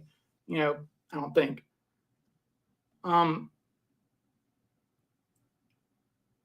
Okay. Here is, Kasi lied about a lot of things. Yes, he did. But the only time I have him ever saying anything that I can verify as a falsehood is, to the FBI at least, is when he told Larry Carr about the rig, some things being adjusted on it and things like this. But he's consistent. He's always consistent with the FBI in the 302s. Okay. If you ever see, there is not any time, and Flyjack himself knows this, that he's not inconsistent. Kasi told the FBI that was an MB6 with no D-rings, no cape wells, green, or nylon, sage green, I guess he called it. Yeah. And he never deviated from that until like the 2000s, and he's older and maybe started to believe his own bullshit by then. I don't know. Maybe he'd forgotten. I mean, it's 40 years earlier or whatever. I mean, who knows? But he did lie to the media a lot. I mean, he says that like the reserve chute was returned to him. Yeah, he's a liar. But again, lying to the FBI is a freaking felony. Okay, so we don't have him lying to the FBI. Okay, he is dodgy though. For some reason, he seems to be dodgy about giving them his packing card records. As far as I can tell, he never gives them his, because they want the serial number for the actual parachute canopy, which would be in his logbook. Could be, maybe. Here's something I just thought of. You know, Kasi was commissioned by, I wonder if maybe Kasi did this off the books for Hayden. I don't know. Maybe Kasi never wrote it down. That's probably the easiest. It's not that he's lying about it. Maybe it's not he's trying to hide something about them being different shoots. See, Flyjack thinks that like Kasi lied about the parachute and then messed up or something, and then you can't follow him. It's so like the webs he weaves are insane, but they're so convoluted. Anyway, I don't know what's going on. Anyway, Kasi is not inconsistent in the 302s. That's all I'll say. Okay. Yeah, Kasi acted sus, but not to the FBI. Okay. Okay. Let me go back to suspects. Okay. Let's go back. Let's talk about Dwayne. Why not? Dwayne. Pouty Lip himself. Dr. Roman, Bordahl, and Weber have some pouty lips, don't they? But the problem with Dwayne, if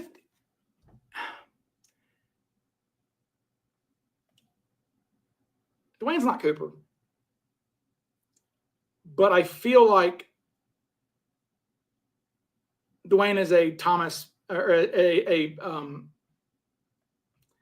Dwayne is a Joseph Henry Johnston, suspect number one kind of guy. This like shithead felon. Okay. Ralph Himmelsbach, liked Dwayne Weber as a suspect because he liked the personality, Ralph. And obligatory if I ever mention Himmelsbach from now on. Anyway, but if Dwayne had aviation experience, he wouldn't be bad. Two things: if his ears weren't Yoda ears, and if his head shape's great. I mean, God Almighty. I mean, doesn't that look very similar, except for the hairline, to the freaking Dracula sketch, except for the ears and the hair? I mean, that's very similar face, mouth. So, like, if Dwayne, and you can look at Dwayne and see him, pictures of him where he's in color. Boy, Dwayne is unmistakably olive. I mean, that is the word that would come to mind. I would say that man is olive complected.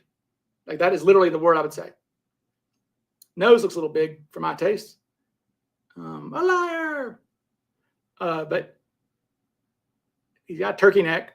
I mean, Dwayne, the problem with Dwayne is that he just doesn't have any aviation experience. And I just feel like Cooper did, because he improved.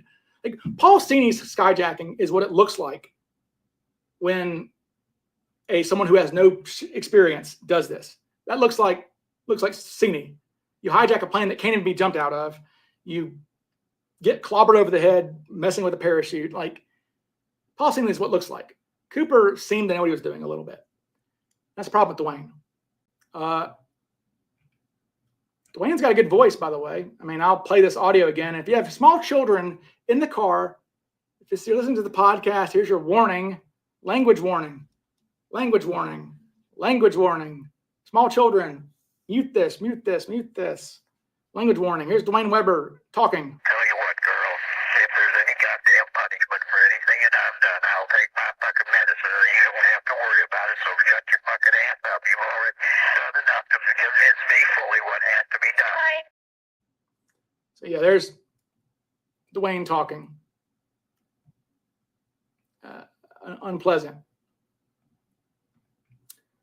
Voice kind of sounds, he has that kind of John Wayne voice that like, he has that kind of Skip voice, doesn't he, right? I am a Cuban freedom fighter. I am here bringing to the American people a two-part message. Number one, to tell a story of what I saw, lived, and breathed concerning Cuba and the actions of our government. Number two, to try to awaken the massive citizens of the United States to the treacherous dealings in which our government has betrayed not only the Cubans, but each and every American. So Skip Hall, I think Skip's got the best Cooper voice. I really like, Dwayne is a D-Day veteran. I did find that out.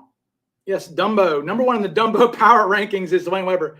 Followed, James Roman's got some ears, doesn't he? I kind of learned that looking at James Roman, right? The Mad Doctor had some ears, didn't he? Where's have that Roman? Yeah, Roman's got some ears for him for sure. Where is that photo of Doc Roman? Is this the one? What in the? Where is it? Yeah. Wait. I'm trying to find that photograph. You can really see Roman's ears pretty well in this one here. His ears are too big, I think. Yeah. I mean, it could just be that. I mean, yeah, I think his ears are too big to be Cooper's. To be Cooper.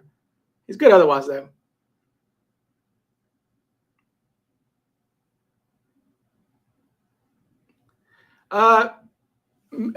Elizabeth saying that Skip's talking about Cuba and that he would want to go to Cuba if he was. No, Skip would have been executed probably if he had gone to Cuba. Okay, Skip was against Cuba. He didn't want to go to the guys who were hijacking to go to Cuba. Those were Cuba Libre people. Those were socialist people who were wanting to go to Castro's socialist paradise. Skip was an anti-socialist. He was a conservative freedom fighter. He was like an anti-Castro guy. Okay. Yes, Dwayne is a D-Day veteran. I mean, learned that, I guess. He was in the 4th Infantry Division, and they were on Utah Beach, I think. A liar! It's Utah Beach, I'm pretty sure. All right. Who else we got? We're almost at 3 hours. I'm trying to cut it soon. Who else we got to talk about? How about LD? You know,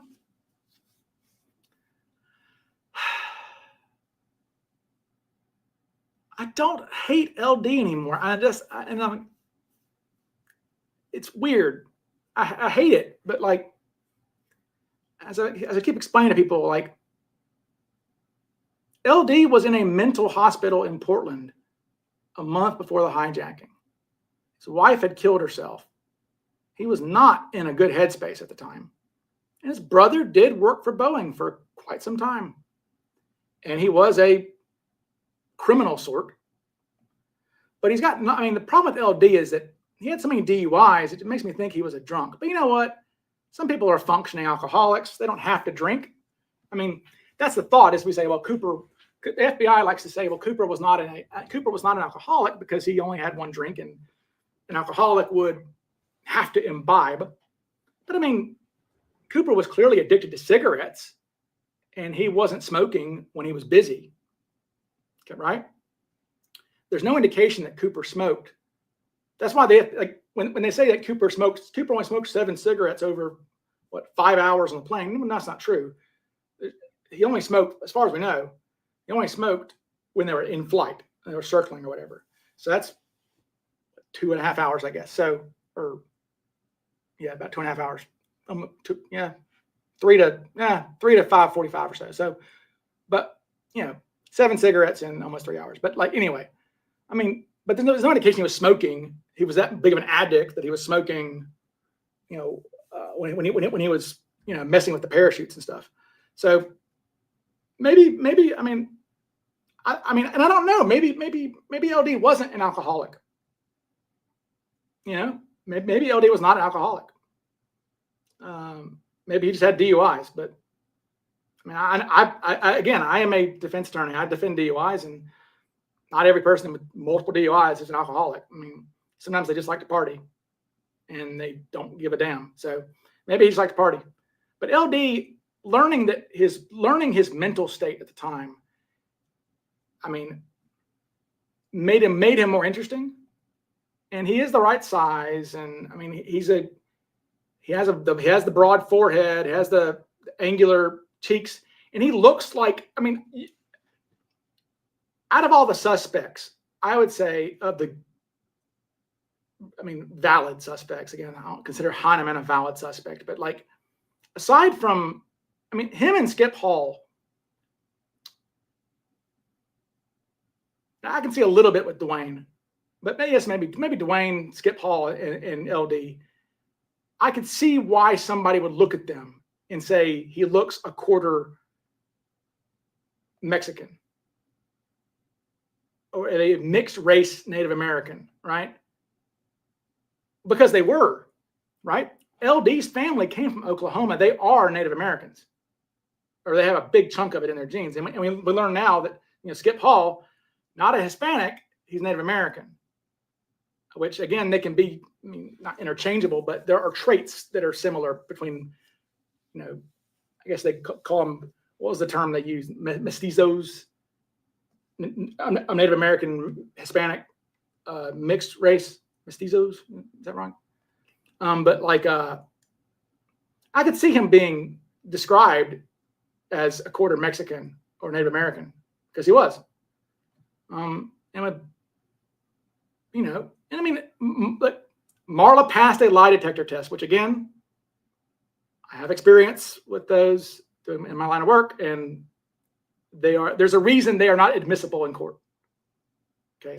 But now Marla, the problem with Marla passing a lie detector test is that it's her memory of it, right? It doesn't mean it's the right memory, right? We all have false memories. So that her passing a lie detector test just means that she believes that that's the correct memory that she has in her brain, right? My estimation was always that when LD shows up on Thanksgiving Day, or she remembers LD on Thanksgiving Day being driven up to the house bloodied by Brother Dewey. Okay. My thinking was that maybe he had another DUI, or he had had a car wreck because he was drunk and drank too much on Thanksgiving. And a 7-year-old girl is seeing this and not understanding what she's seeing because she's a kid. And, Norjack with his own last name, absurd. Not quite though. His alias he used in the FBI files. It says LD Cooper used Cooper as an alias. He had other names that used Cooper. So that's weird. You would think so, but maybe he wasn't that imaginative. When is the book coming out by Thanksgiving? I hope so. Currently in talks with a couple literary agents who are interested. So we'll see.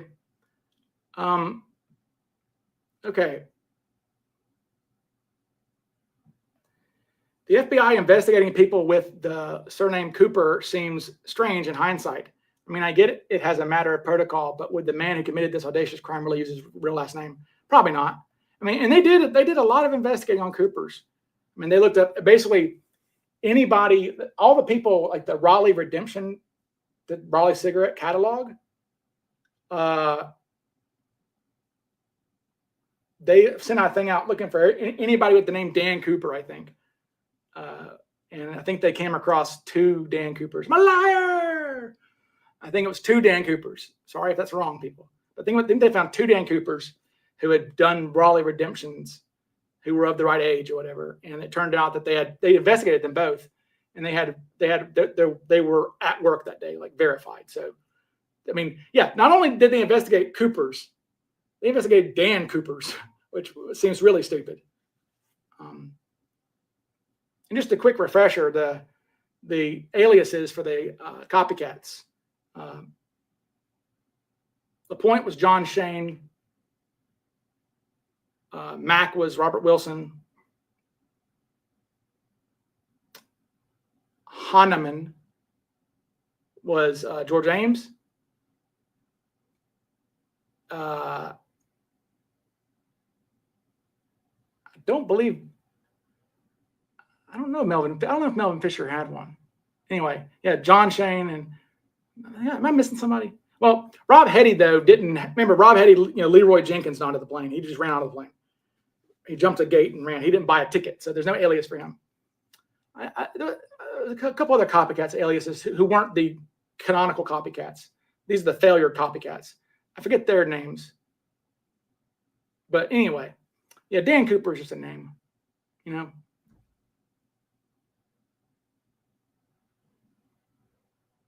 Okay. Oh, we have two J's arguing with each other. Jesus Christ, people. All right. Okay, who are we talking about now? Next, it's not LD. It's like I said, I mean, LD is like a joke, and LD has been largely written off because I feel like in some ways Marla, who I've talked to Marla privately. I mean, I'm not gonna say she's a friend, but I've talked to her a decent amount, enough. Okay, Marla is interesting. Marla does believe this. I mean, she's not making it up. She's not a glory hound or anything. Marla does believe it, and I mean, she's pretty adamant that it was their family secret or whatever. But in some ways, Marla can be her own worst advocate. It's almost like Joe Weber, right? Like Joe, in many ways, is. It's like look at what happened when we had Tim Collins on the Vortex episodes advocating for Dwayne Weber. Very convincing. Like very convincing. Joe did not help Dwayne. I don't think Marla's looks, being attractive, helped, I think, get her some media buzz. But Marla likes conspiracies. Marla is a like shadow government conspiracy theorist type. So Marla gets into that and starts speculating that her uncle was part of it's almost like the Recca thing. It kind of just goes on there. Ryan's middle name is 302. Actually, my middle name is Ryan.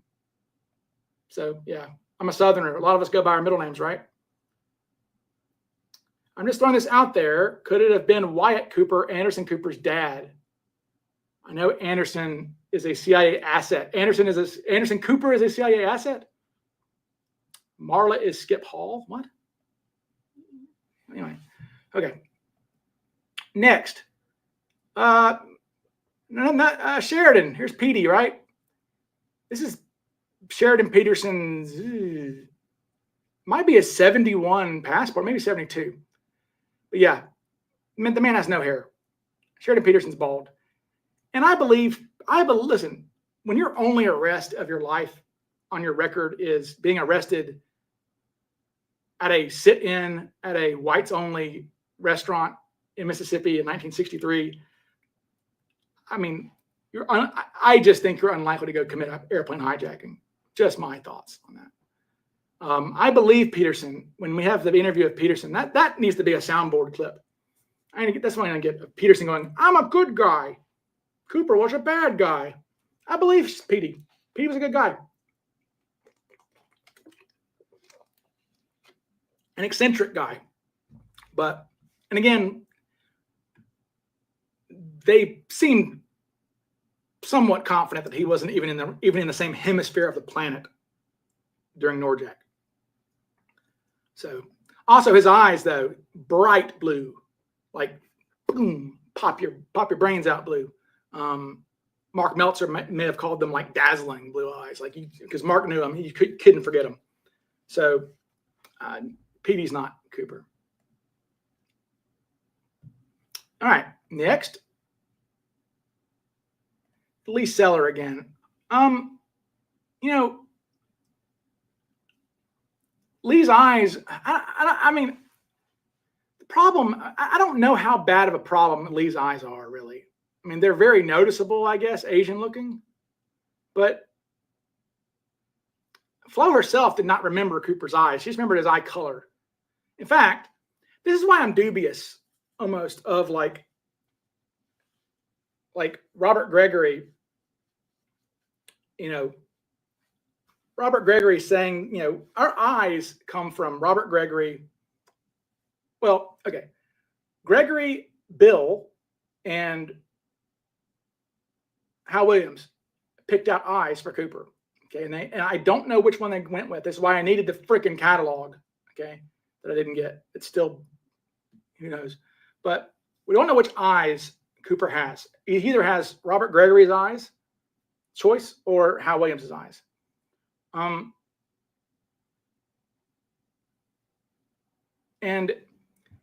But Flo though, Flo literally had a staring contest essentially, with B.B. Cooper. When you read one of her interviews that she gave early on, it's in one of the mini. So it's in. It's not a very popular interview. I didn't find it. I didn't know these quotes until like a year ago. It's one of the small papers in Minneapolis. Talked to her, and she basically says that in so many words that, you know, Cooper turns and looks at her after he hands her the note. He looks at her, and she said, "I looked at him," and then he kept looking at me, and I kept looking at him, and I'm going, "What? Like, what do you want?" So they had like a stare down, like, you know. And so, I mean, and even still, she wasn't able to pick out a set of eyes, so she could not remember his eyes. But that could be a knock against Lee, though. If he has these unique eyes, maybe she would have remembered his eyes being unique. Okay. Cooper killed people in combat when he was younger. Maybe. What color were Cooper's eyes? Brown, according to Flo. But, I mean, and that makes sense, right?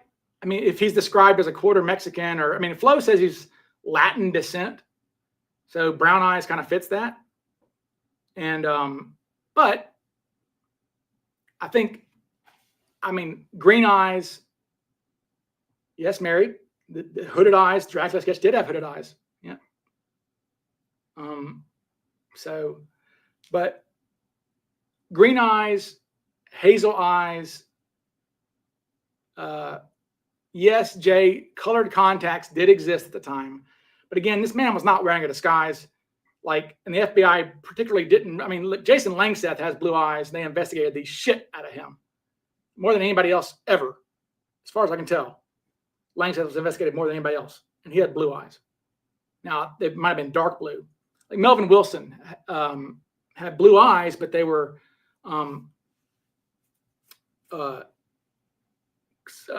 Melvin's wife described his eyes as being so blue they looked black.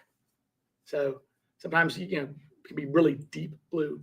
But hazel eyes can be brown in certain lighting. My eyes are hazel, so like my eyes can be brown, and my eyes change color. Apparently, I have hazel eyes, so they sometimes they're green, sometimes they're brown, sometimes they look blue.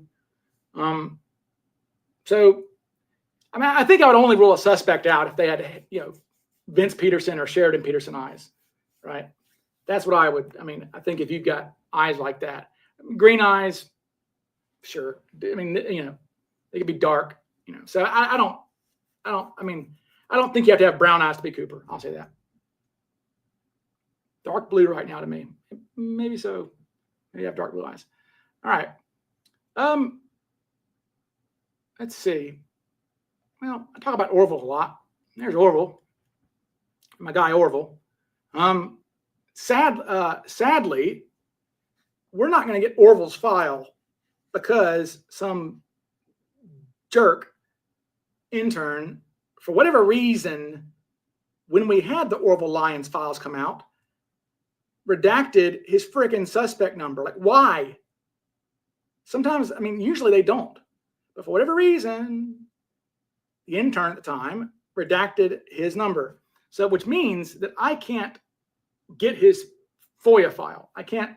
So the only way you can get a FOIA, you can't. What happens is when you talk to the FBI, you can't contact them and say like, I have a whole stack of them over there, but like before I realized, but like, you can't just say, I'm requesting all the files and the 302s about Ted Braden, just to see if there's something in there. They'll say, we can't do that. You're requesting information on a third party. You know, basically they're saying we're not going, what they're saying is that we're not going to go through 80,000 pages. We don't have the Ryan Burns, you know, scanned file database, searchable database, right? We're not doing all that. So to get files on a suspect, you have to know their suspect number. So like, for example, like I sent a request for Sheridan Peterson's file. He's suspect number 112. Langseth is 327 or 356. So I was able to get, I mean, I requested Langseth's file 2 years ago, and I guess we're finally going to get it next month or tomorrow, I guess, whenever. I think he's going to be in the next vault drop. It's like, I requested that 2 years ago, but yes, you have to know their number. But Lions, numbers redacted. And Lions, remember, they're doing this in chronological order, okay? And right now, we're only in like March of 72 or something, maybe. And Lions isn't until like 84. So like Lions gonna be one of the, his suspect number is gonna be like really high. Like, in fact, the suspect numbers, they jump crazy in like the 70s. So let me try to find like,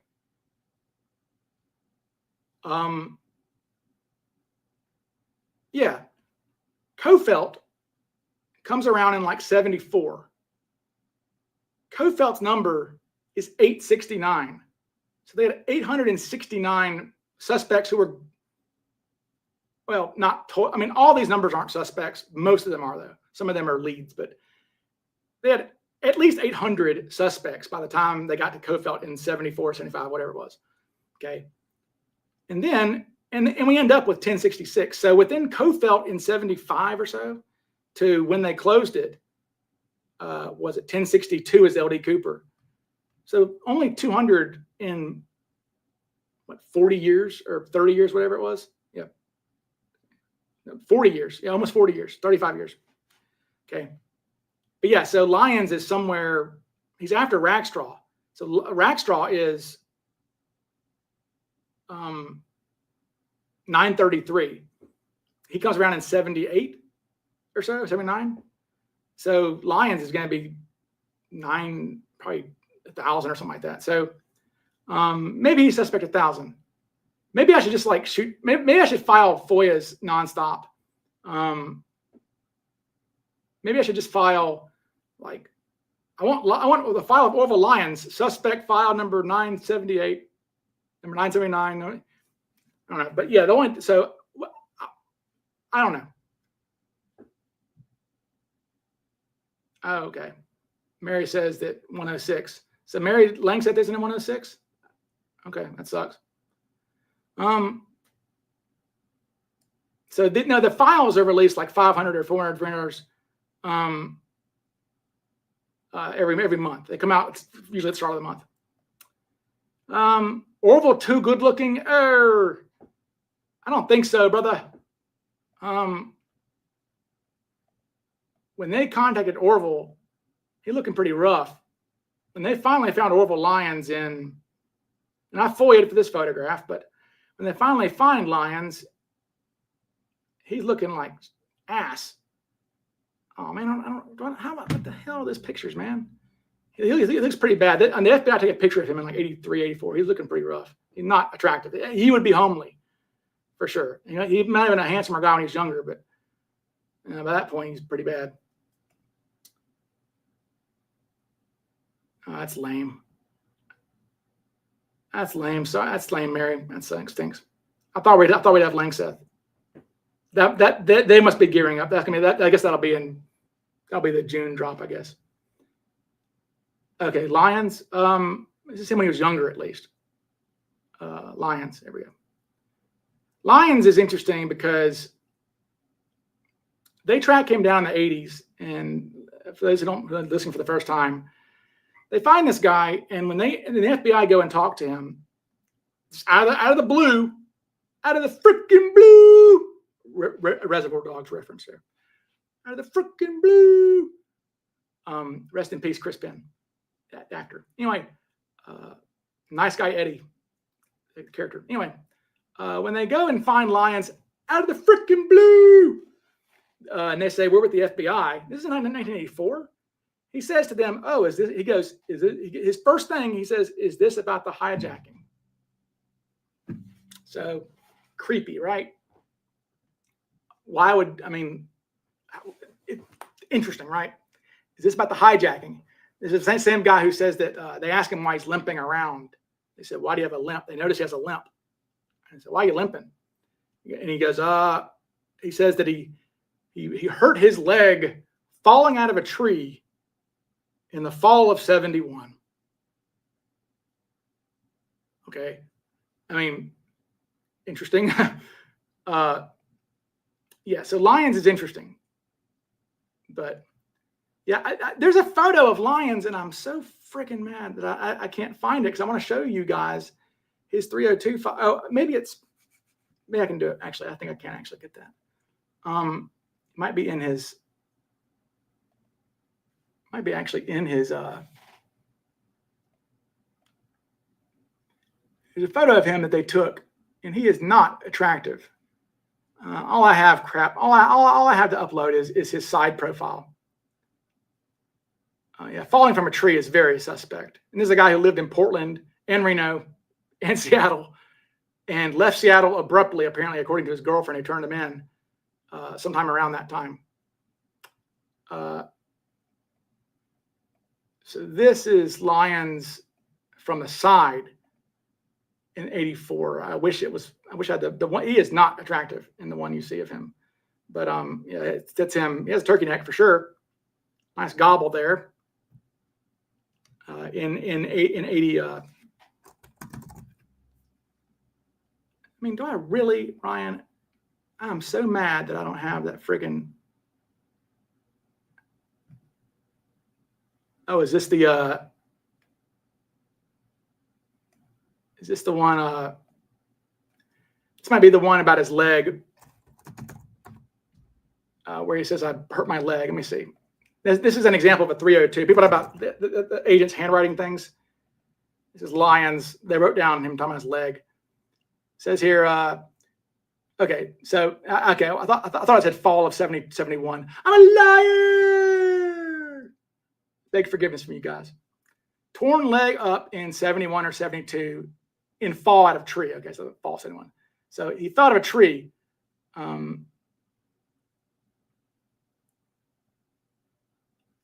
Severely injured right leg, 8 to 10 inch scar, pinned right leg atrophy.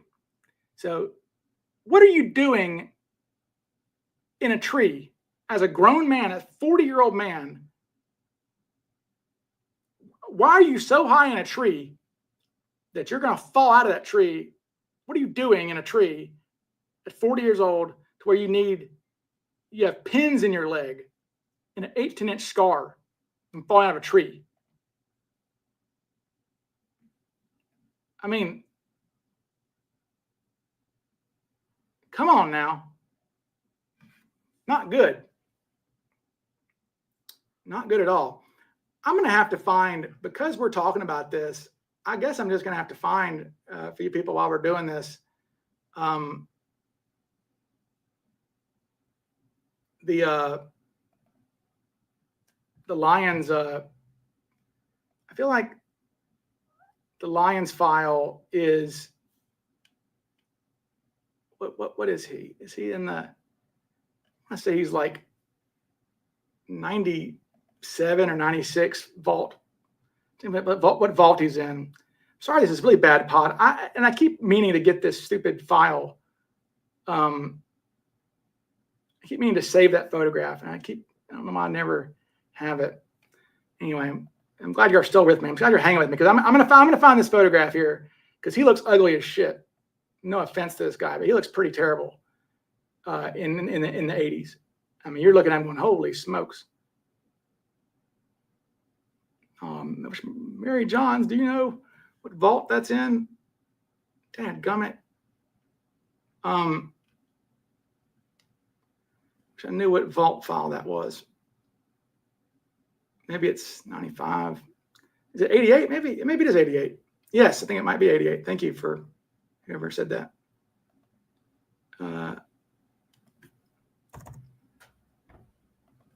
Maybe it's in 88. Yes, it is 88. Yep.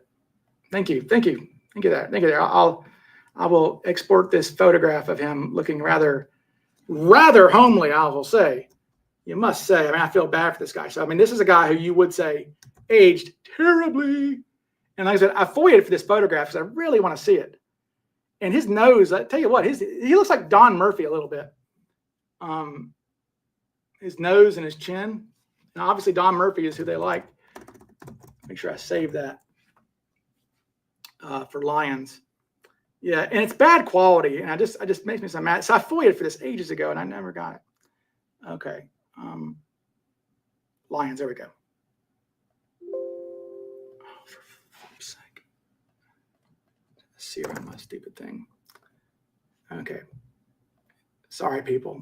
Bad pod. Hope I don't lose viewers. But the suspense is killing you, is it not? To see how ugly this man is. But it's bad quality. But anyway, here's Orville Lyons.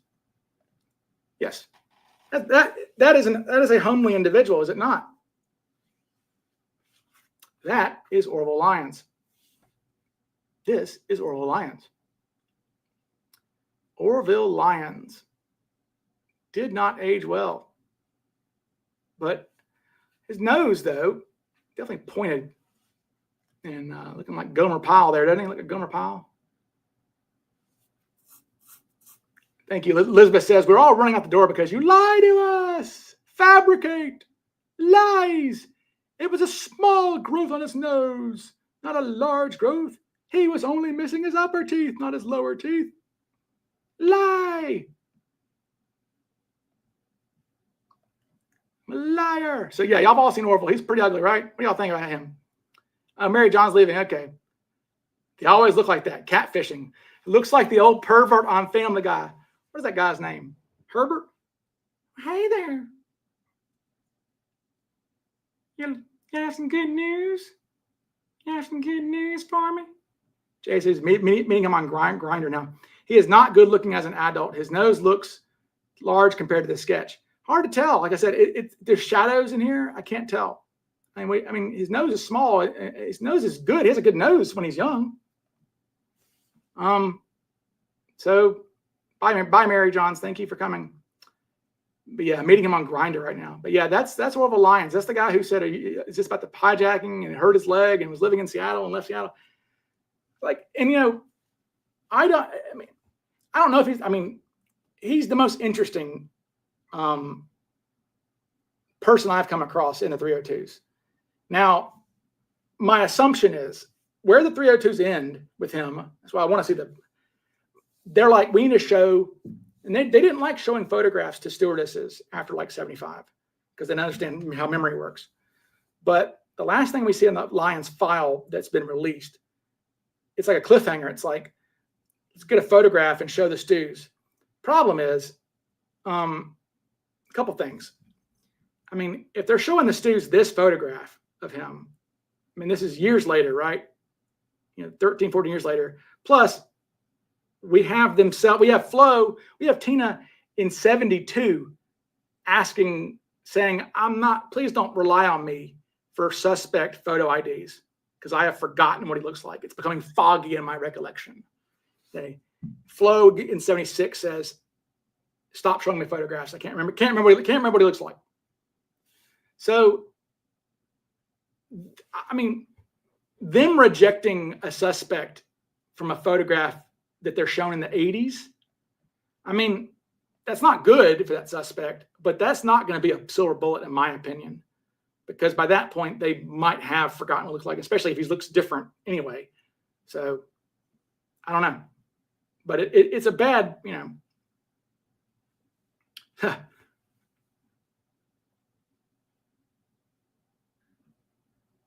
Could the protruding lower lip indicate he was missing his upper teeth? I mean, I don't think so, because I think the lip was shaped funny. I don't think it was a sort of like them French fried potatoes. Mm-hmm. How much you want for them? Carl from Sling Blade. Mm-hmm. Like not an underbite or an overbite. Can't remember. But like, I don't think it was an overbite or an underbite, right? Because we have Tina, right? Because we have Tina. I think it had a shape to it or something, right? Because we have Tina in the 70s, right? We have Tina in the 70s looking at this photograph. I FOIA'd for this from the LAPD just last month, by the way, because I got tired of waiting for the FBI. I bet you LAPD gets it to me quicker. But I FOIA'd the LAPD for this photograph here. because this is in 73. And Tina says Tina Mucklow, it's redacted, advised that Hartley's lower lip is similar to that of unsubs. Okay, so I'm really interested to see what that lip looks like, head on. I feel like, especially when we look at the Dracula sketch, right? I mean, and not that Flo really remembers well, but, the Dracula sketch has something going on, right, with the lower lip. It looks like it has a. I'll use this one as the Kaiser Soze sketch, but like if you look at his lip, right, his lower lip, it doesn't look symmetrical, right? I mean, the way it's drawn, it looks like it has a shape to it, and that's really what about like Verdal that was liked about Verdal was his lip, right? Or look at Dwayne Weber's lip, right? It looks like that sort of, right? These aren't because they had underbites, overbites, whatever. These are shapes of lips, like a weird, Roman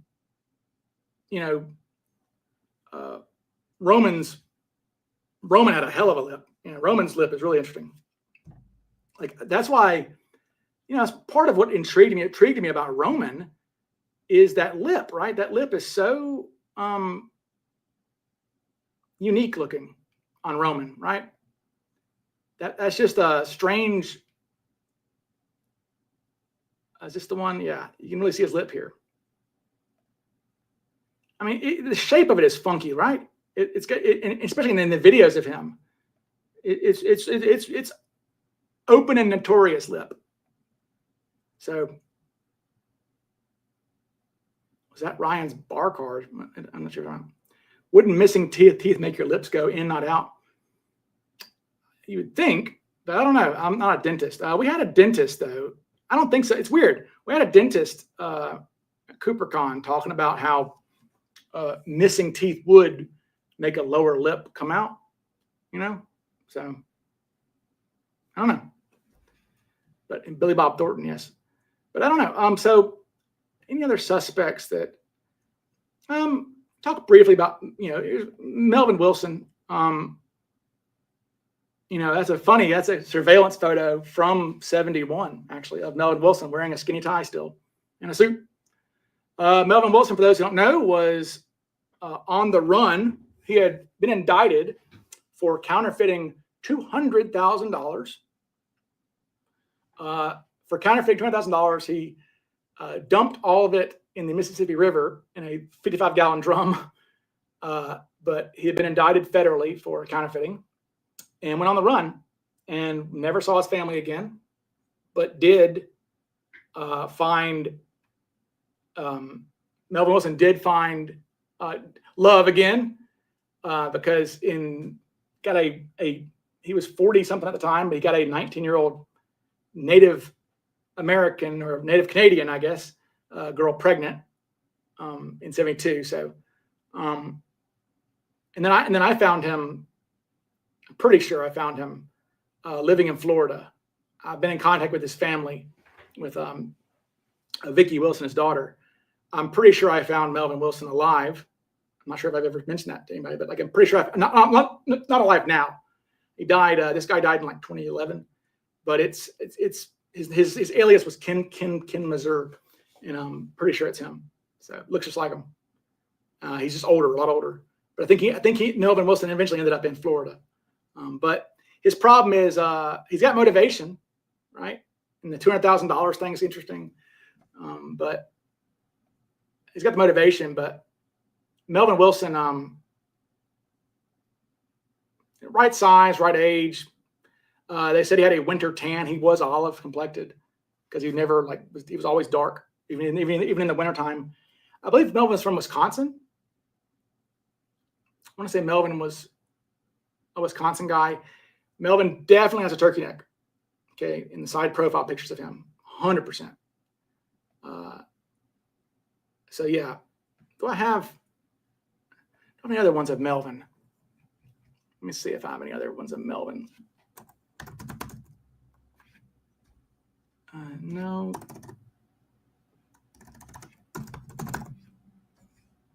Oh man, do I really not have any other ones of Melvin to show you guys? Oh well. Anyway, yeah, Melvin Wilson's he's kind of a dark horse. I mean, just because, but he has no aviation experience. But it's funny, he shows up. He's from Wisconsin, right?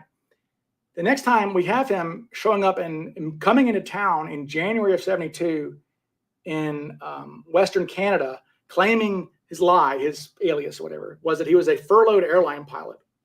So who knows? But I mean, I don't think he's Cooper, but oh my God. Bless you. Okay. Didn't they find DB Cooper's parachute in North Carolina recently? No. No. I'll just say I'm not gonna. So I gotta get out. 3.5 hours of lies and fabrications. Damn your eyes, Ryan Burns.